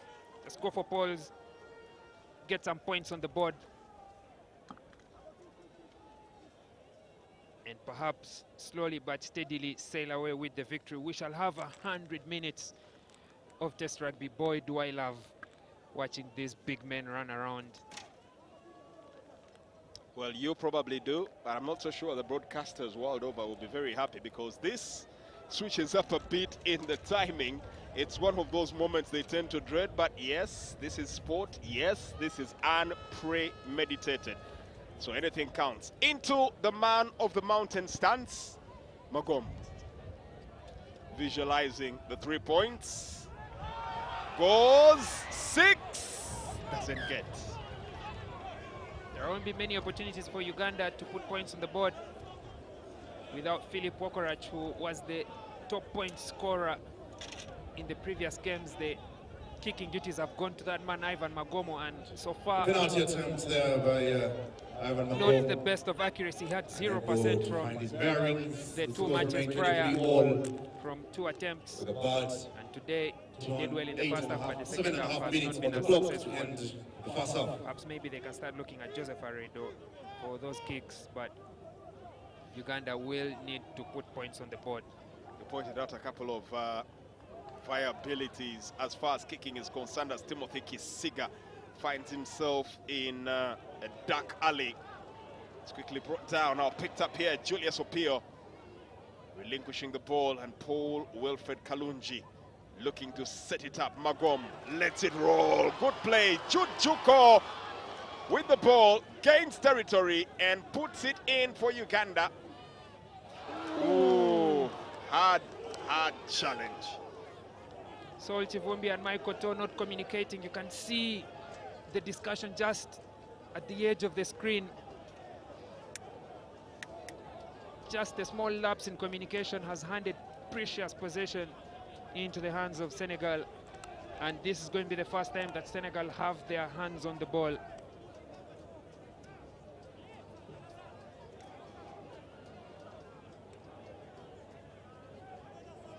It's the first match in this tournament that we have had extra time.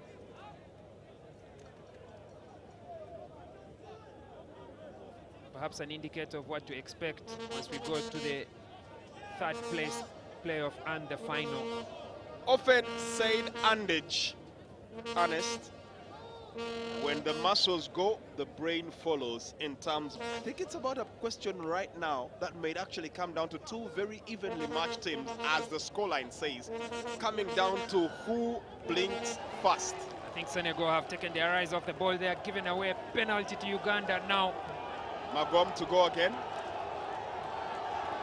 Now it's a scrum for Uganda. Rather scrum penalty for Uganda. Joseph Aredo says, let me take the kicking duty. Oh, yes. And the fans are chanting out loud for the resident of the Legends Rugby Club, Red Joseph Aredo Chedwong, who now will prepare himself. Interesting, both kickers coming from, actually not both kickers. And just outside our commentary gantry is his elder brother, who seems to point and indicate that this is what he was built for. Joseph Red Aredo. 85 minutes, measures, stands, gets the kick, and Uganda establish the lead. Joseph Aredo puts 3 on the board. The skipper, Ivan Magom, letting them know it's business time. He's never in doubt, Joseph Aredo. Straight through the middle. This is why we talked about earlier. These men that have played rugby on this squad for long, standing up and leading the team from the front. Ivan Magom, realizing that he has had many opportunities for points, decides to pass on the mantle to another senior rugby cranes, Joseph Aredo. Once again manages to get that kick and looking for territory, as that one is quickly picked up here, this time by Sal. Ahmed carries the ball, and Uganda not tackling him down, giving him way too much space. And I think Uganda, they're giving away a needless penalty. If I'm not mistaken, that was Paul Kalunji. Paul Kalunji not going through the gate gives away an unnecessary penalty, but it was that kick test that has plagued Uganda. Joseph Aredo chasing alone after that kick, misses that tackle, and then Sal just cutting a line through the big men. Paul Kalunji, you can just see from there, does not make that jet turn to contest the ball. The referee not lenient at all. Awards the penalty to Senegal. Now Sal can restore. Dizzle, Dazzle, run you through the races was exactly the mind frame there. And now, once again, we might have a tight score in our hands if Let's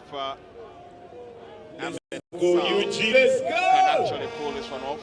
Let's go, UG, let's go! He's only missed 1 point, 1 kick for points in this game. That was in the 4th minute, but since then he's been impeccable off the kicking team. Goes for it. Any doubts? There'll be none. Ladies and gentlemen, back to square one. 26 Senegal, 26 Uganda. If there's any illustration of how tight this game is, the DJ has given up on playing the music. Another 3 points.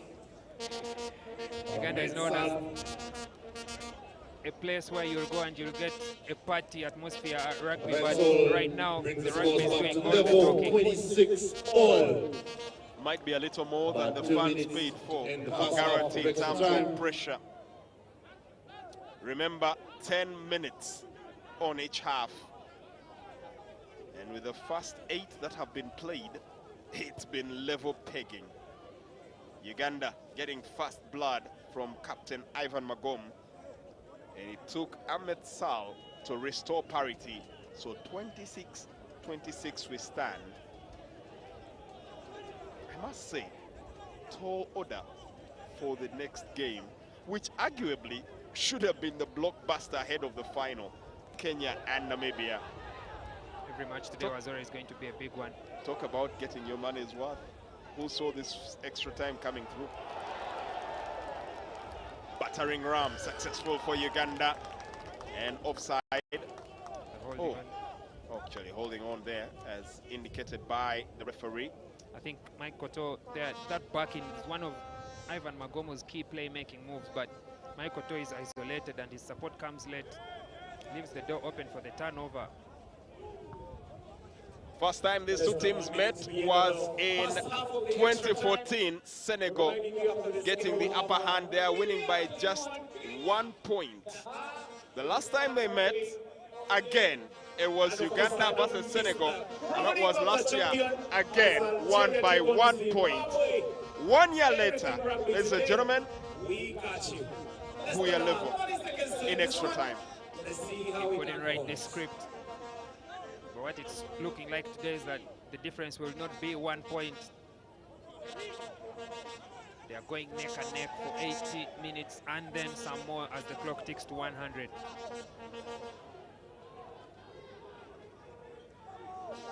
Three previous editions of this tournament, Uganda has managed to clinch the bronze medal. This year, they are battling for 5th, and the siren there going on to indicate that we are done with the first half of extra time. Chance kicked away. Jose Paredo with a crucial turnover play. Slaps the ball backwards, it's lost forward by the Senegalese hand. That is the end of the first half. We come to the end of the first half of extra time. I think we'll be returning immediately for the second half. Still deadlock. What a day we have at our hands here. Is this the point where we the commentators begin to ask for a commercial break? Because honestly, this is way out of line. But yeah, that's just me sour grouching. Ernest, talk to me about the 10 minutes we've just seen and what we can anticipate.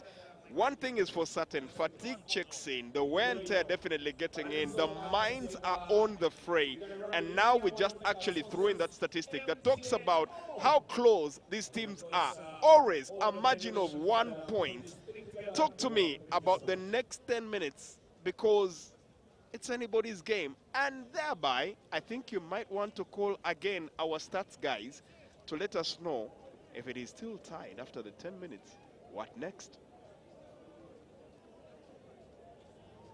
This break is going to be taken on the playing field. There will be a quick swap, and then we get the second half of extra time going. But I think it's now about the conditioning of these two teams. Who has the ability to go the extra mile? Who has, because at this point the spirit is willing, but the flesh is certainly weak. And You're looking for that one person to take the matter, to take the game into their own hands. As I've seen the past 10 minutes of extra time, both teams are trying their level best not to give away penalties. Senegal gave away 2, Uganda converted 1. Uganda gave away 1, which Senegal took 100% return in extra time. The next 10 minutes will be even more crucial. That a penalty in any range, we've seen Sal convert from just about halfway. Ivan Magumu attempted one from about 45 meters. These two teams will need to watch their discipline. The team that has their hands on the ball for longer in the right zones will wear out the defenders, and then the gaps can begin to open, and then the discipline can go out of hand. The players off the pitch into the game, but at this point, I just have to go back to the 2 talismen. Philip Wokorach missing for Uganda, Abdul Karim Fofana missing for Senegal. Potential deciders that probably would not have allowed us to go to extra time. Unfortunately, these two teams have had to do away with, have had to play without their key players, but you make do with what you have. You make hay while the sun shines, and these are the 23 that Uganda have prepared for this final push. Well, in a couple of minutes, the man himself, the connoisseur of fine rugby in Uganda, Eastern Central Africa, Ernest Akorebirungi, will be giving us the breakdown of what the rule book looks like. He's opening it up. The rule book looks like in case we finish this extra time and we're still level. But as it stands, second half getting underway, Timothy Kisiga looking like he might not allow Ernest Akorebirungi to do anything in this one. Timothy Kisiga! Cometh the right man. time! Cometh the hour, Timothy Kisiga. We've seen those breaks with the 7th national team. But before the tournament began, he told me Test rugby is so attractive, and it is moments like this that allow him to express himself. He takes the matter into his own hands, like we have said. One man needed just one chance, and look at that burst of pace from Timothy Kisiga. Long busting run, adrenaline fuel, intelligence at prime. Ladies and gentlemen, Timothy Kisiga announces the fact that he will not relent. What a moment. What a time. Oh, that actually got NBS Sports' very own Andrew Kawowo up on his feet. First time I'm seeing him cheering for a pirate, given the fact that he's a heathen. At this point, it's all about country. As you can see, the Uganda Women's Sevens national team players in unison as well. Talk to me about this particular kick. It's Joe Red Aredo once again taking on the kicking duties. It's on the touchline, a bit wide. We've seen him slice them through, but I do not know how he will go in this moment after extra time. For it, and that will not count. Arguably, ironically, Ernest, I'm going to call you up to this one. I think it's the first time in this entire tournament that the fans have refused to stay silent for their own kick. There was so much ecstatic in the chant. It means the world to them. 31 Uganda, Senegal 26. Uganda did not have many opportunities to score tries in this game, but now they are ahead just on try count. And perhaps that could make the difference, because Senegal will need to kick 2 penalties to get ahead of this game. Sydney Abosai is the man that steps up there as there's a bit of a substitution. I think there should be an extraordinary circumstance that allows you to bring on players that you had taken off early in the game. Yeah. Maybe injury, or maybe if you go into extra time, you're allowed to come back onto the playing field. You're the man with the rule book. You figure it out. A lot of pages for you to flip, sir. It looks like this is one of those games we properly did not anticipate he's going all the way. But you'll be forgiven for having to figure out. As for the moment, Uganda trying to make sure your work is a little lighter, as Red allows the ball to go. Good kick coming in from Ivan Athamagom. Skips away, delicate balance. The chase needs to be good. Otherwise, Ndiaye, or rather Sal, will cut through the defense, and good tackle from Joseph Aredo there. It's funny coming from one who has played rugby that the chest should be good. Ernest, I know at this moment your lungs are literally telling you, die. Don't go anymore, just die. The body, the spirit is willing, but the flesh is weak, and these guys need to dig deep, both Senegal and Uganda. Perhaps even more for Senegal, they need to dig deeper so that they can come back into this one. And a nice pickup there from Brian Wandera, making sure that Uganda can put an temporary injunction in the proceedings here for Senegal. We might say 6 minutes to the corner. Discipline is going to be important at this point, because now Senegal know that they need to score a try, and their kicker, Sal Ahmed, is good off the tee.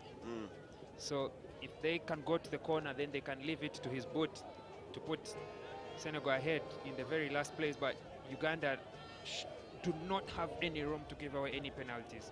Honest, anybody who has actually done esports knows there's something called a cheat code. It literally gives you a very unfair advantage. You are not going anywhere. After this, we'll have After the way this game has panned out, given that Uganda have been given extra time, the cheat code just might be the 16th man getting extra time to swell in numbers. Perhaps. But they can only urge the 15 men around the playing field. The work must be done by the 15 plus the 8 that have come off the bench for both teams. Chance looking to release, good build up in here, and Senegal looking to respond in equal measure. They do have a chance. Release, breakdown going on. The instructions very clear from the technical bench. Not now, and no honest hands. interpret. No hands in that tackle. I think that was Sol Chivumbi. What does Sal do? Go for points, take the 3. But as earlier predicted, they're going for the corner because they trust that Sal can make the difference. After that try, maybe that they're looking for in that line-out, plus driving maul has been scored. A lot of very anxious nail biting down in Dakar, Senegal. City popularly known for its famed gruesome rally. Right now it's going to be known for a bit of nail biting. And of course, they're impeccable champions when it comes to football. Will rugby football follow suit?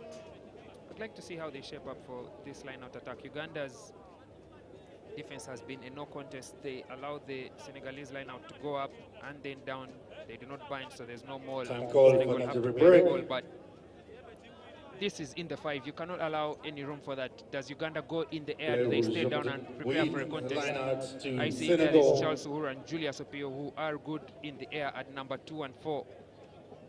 Michael Toh and Sol Chivumbi as well. We talked about that wear and tear and the emergency 3 minutes, 49 seconds to medical go. team already signaling the fact that Mustafa Ndiaye Mustafa has Ndiaye, had his some fair discomfort. share. It's easy to watch, it's easy to comment, it's easy to forget. These are human beings that are actually taking in that real battering. And Mustafa Ndiaye, a real titan, a Will have proper to warrior wait who for has that held man his to get fort, back on his feet. will now As have the hooker, to we can't have a lineup allow without himself him. be carried off from the field of play. I do dare say a situation no rugby player ever wants to have happen to them. Let's face the reality. Happens more often than we expect. 96 minutes of rugby is no mean feat for both men, for both teams. And now Senegal have the opportunity to bring on a player who has spent some time sitting on the bench. Maybe it's going to be that difference in the opportunity to bring on a man who has rested. But two players I'm actually looking out for, Cheick Sana and Babuka Ba. Two players that have been sitting out there, so we'll be waiting to get official confirmation here. And in the meantime, a slight delay and hold up on the stoppage clock. It's important to remember that Tony Leneuve spent the last 10 minutes of regular time in the sin bin, so yeah. he should have fresh legs. As you can see him there in short, he should have fresh legs for this extra time. Shot number 18 is the man we're talking about there, Tony Leneuve. And a bit of a discussion here, and fresh instructions sent on by the water team. In the meantime, Uganda also getting a few refreshments, and there's Alex Mubiru, a line-out specialist, but he's been taking on some duties in helping Uganda with their set piece. His instructions to the team are pretty clear on how they need to defend this set piece in their 5. Does Uganda go up in the air? Does Uganda stay and contest that rolling maul? well, the fans will personally applaud the exit of the man on the stretcher, going out, as they call it in rugby, on his own shield. We salute you, sir. It's been a gallant fight from both teams. I can only imagine, especially in this heat early in the afternoon, players have pushed beyond their limits. And to imagine, we have 2 games that are arguably with a lot more to play for. Coming up right next is Namibia versus Kenya. It will be the 3rd place playoff, and then there will be that little matter of the final, where Zimbabwe will be taking on Algeria, and it's going to be a hard fight. I mean, the Kenya-Namibia game should have kicked off at 2 p.m., but we're still stuck in the 5th place playoff. Are we going to complain? I thought we're going to get paid overtime. Perhaps I would be glad to see that notification on my phone ringing, but either way, the teams not too loudly.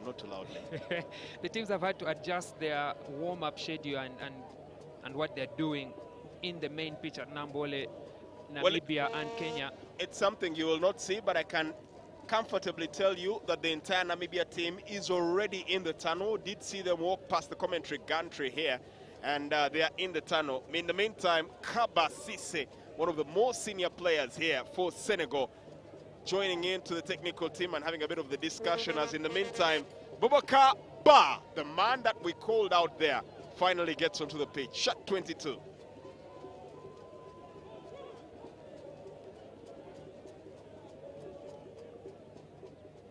Well, the referee taking a small moment here to have a discussion, and the question is, Boubacar Ba should be, well, he is the substitute, but Kaba Sisse, talking about the concussion, I think and that allows them to bring back a player on. Yeah. Honest, makes sense. These are the extraordinary circumstances that we were trying to investigate and talk about. As you can see, John Bosco Mwamba, the tournament director, with holding the rule book. The rule book, he knows it like the back of his hand. And I think Senegal are making the case that it was a concussion, but it looked like it was an injury. So either way, a forced substitution means you can bring on a player who had been on the playing field, and that's going to be the man who started in that number 2 position. Well, looks like they actually do manage to win their case here, and Senegal managed to have a chance in here. Especially for a man on the front row, because you only have 3 specialized players. You can only bring on a man who can play in that position. Kaba Sisse straight to the hook duties, and it looks like it might pay out with a brilliant line in. Chance here, Tony Leneuve. Uganda have to be antsy, trying to repel. Referee keeping a close eye on this one. There's an overlap on the outside. There's an overlap for Senegal on the outside. They need to make use of it. Still trying to battle from the onset. On the inside, close, chance. There will be no stopping them. It is right time for Senegal. That was the overlap. Uganda too slow to recycle on the open side. And once the big men did the hard work, it was just through the hands for the try to be scored by Alassane Sanya. But you can see the quick transfer in the hands. Ivan Magomo not too quick. Shakim Sembusi a little bit too late. And now the opportunity lies in the feet of Ahmed Sall to break the hearts of the Ugandan hosts. Break the hearts or just bring it back to par? Actually, if we talk about breaking hearts, I think it might be breaking your heart, because then you too have to dive back in the rule book and figure out what happens next. Chance here for Sall. Uganda suckered into the overload there and eventually falling prey. With 2 minutes, or should I say 1 minute and a couple of seconds, the 16th man coming to play, Abu Sall, Ahmed Sall, preparing, lining up, gauging the scope. Big kick, hits the upright. Oh my word, would you predict a bigger script? The finest of margins. Ahmed Sall is denied by the right upright.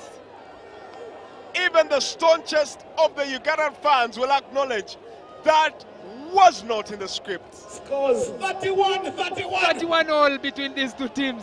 And we have a minute to play.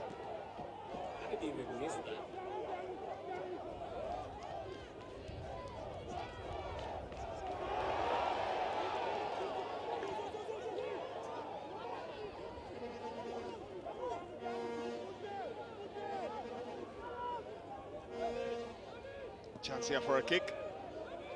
One of those moments where you properly run out of words.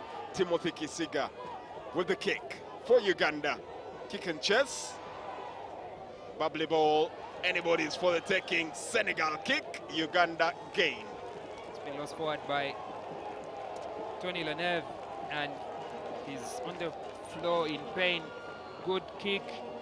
Good chase, good kick by Kisiga, good chase from Shakim Sembusi, the backfield combining and forcing that error. Uganda now have a set piece in good territory, but like we said at the end of regular time, the question was on who is going to make that call to go for the drop goal for Uganda.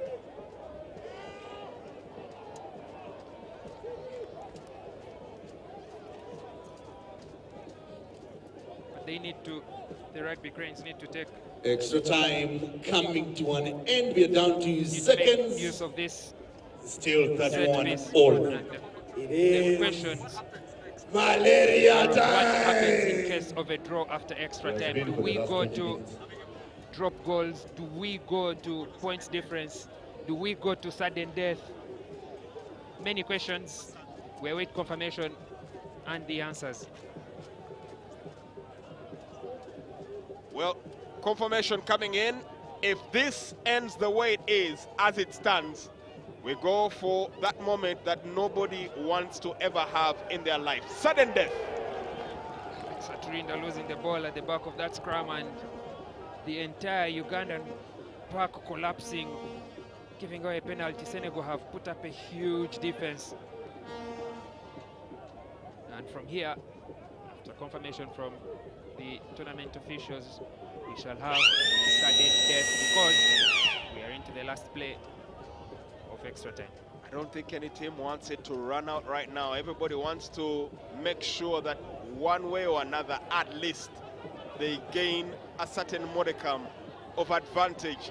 And Timothy Kisiga looking to give that to Uganda. Brought down. Uganda should clear that ball from this zone. They cannot be playing from their own half, otherwise Sall will strike them hard. Give him no chance. Small fumble, and he will have every advantage. In the meantime, the finalists are arriving as we speak right now. The buses of Algeria and Zimbabwe are into the Mandela National Stadium. Siren sounded. I think It looking ends through the windows ours. of that It bus, they is. would expect to see Kenya We'll be and heading Namibia on the into playing field, but it's still sudden Senegal and Uganda who kicked That off at means noon local Any time. score for any team wins But it. Uganda are working slowly but steadily from inside their own half with their big men. Well into the 2 o'clock hour, Michael Oto batters his way through, looking to find a way. Paul Wilfred Kalunji gets the ball in. no relent, no inch given. Sino Masione. Up to the short side.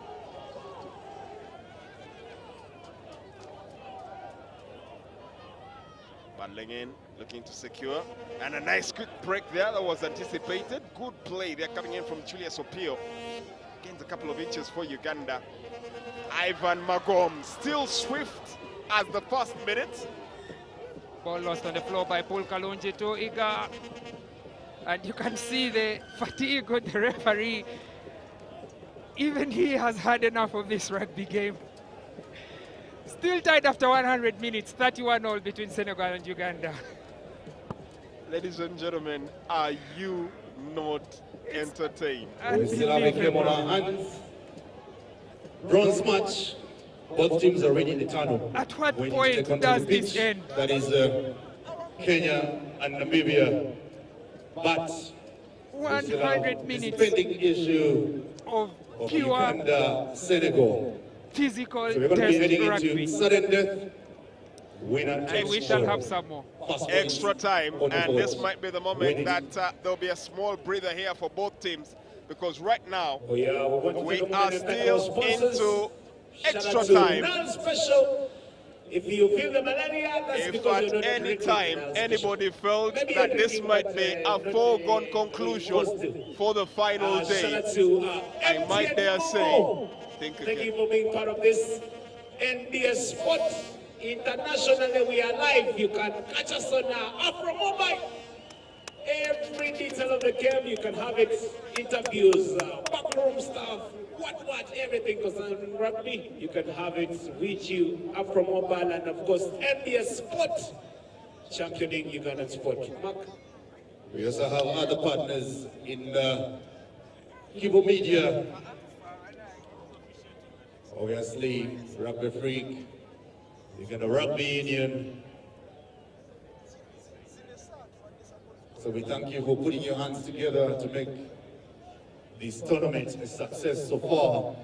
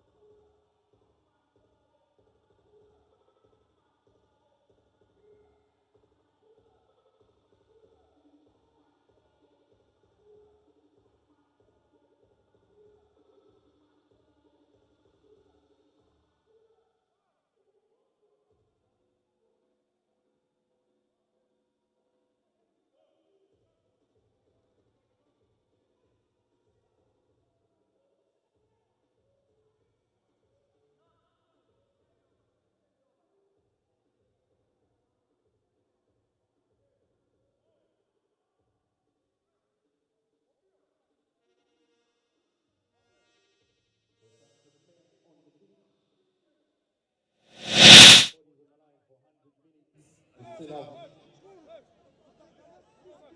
some in the tank to push through the sudden death. To the pressmen and ladies available here, the award for man of the match. Well, ladies and gentlemen, we are back for what arguably nobody anticipated would be happening. This is the Rugby Africa Cup, and we're into sudden death. My name is Jermaine Egesa once again from NBS Sport. Joining me is the fine connoisseur of rugby, known as Ernest, who does the good work Akore Birungi from Kawowo Sport and Uganda, giving everybody their miles worth as Senegal have put them to the test. This is extra time. This is sudden death after extra time. So the first team to score will win this fifth place playoff match. And if anything, you can tell from the fans, you can tell from the players, they all want this to end, but they're not going to give it away. Talk to me right now, Ernest. You've been on the pitch before. What happens? What's the strategy for sudden death? Tennis? Or just intensify? At this point, Uganda have made the right call on the restart. Kick it deep and attack from there. They're rewarded with a line out. They need to maintain possession and then set up for a drop goal or a penalty. Or they need to put points on the board, but there's going to be a strong defense from Senegal, who have now to work from just outside their 22. Strategy for Senegal is to get out of this red zone, play from the other side and force a situation against Uganda. Let's look at the physical impositions or dispositions right now. There's a lot of wear and tear, but let's look at the physical attributes attributed to both players or on both sides. Senegal with the bulk, Uganda with the lean. Where is the advantage there, Ernest? Again, we'll turn to you. You've been on this pitch. I wouldn't say 2 words if you put me there. It's about the conditioning at this point. Size might not matter much when everyone is there. It's about the conditioning, how much work you've put in to prepare your body for not just 80 minutes, not just 100 minutes. It's likely that we will see 110, 120 minutes with the way things have gone, but Uganda now in prime position. Well, I'll tell you one thing. I'll tell you one thing. Our graphics guy did not anticipate this. His clock got to its zenith. So, ladies and gentlemen, we are back to square one. Or should I say, second minute of sudden death. Big shout out to the entire team that's working in the background to make sure that NBS Sport, who are championing Ugandan sport, have a very precise perception of the game. Kawowo Sport, who are streaming live on YouTube, are in the zenith of things.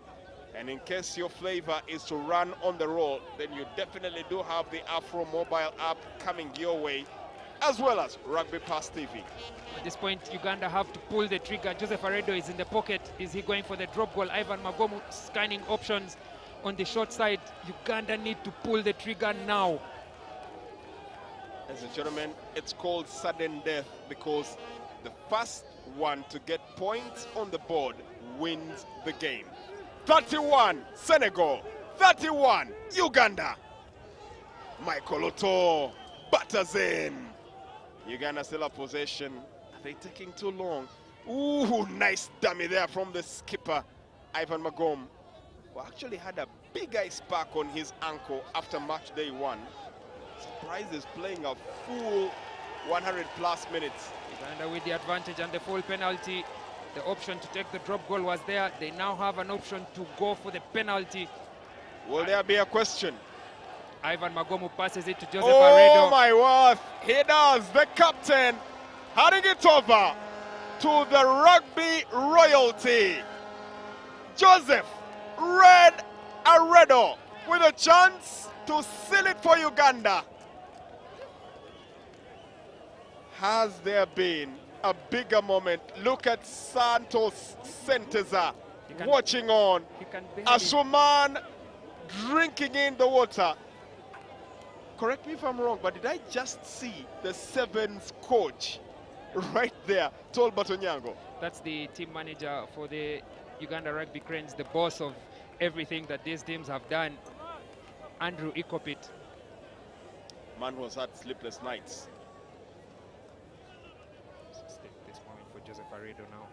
Silence descends in Mandela. The kick is on!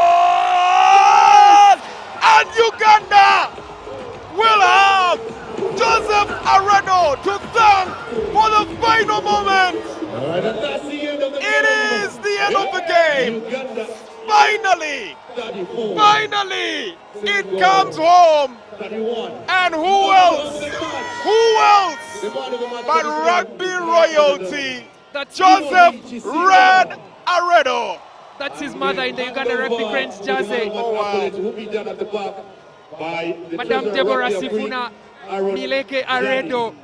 Her last born son, Joseph Aredo, has delivered victory for Uganda. You couldn't have written the script any better. You couldn't have set the stage any better. a week ago on the show for NBS Sport, his elder brother, who is the vice captain of the local organizing committee, said, "This is his moment. Cometh the man, cometh the moment." Joe Aredo, I'll take your final thoughts on the game, Honest.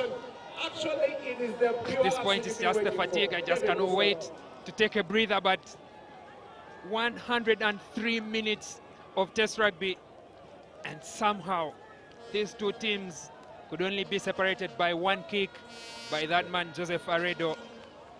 We'll make a quick switch and we prepare for the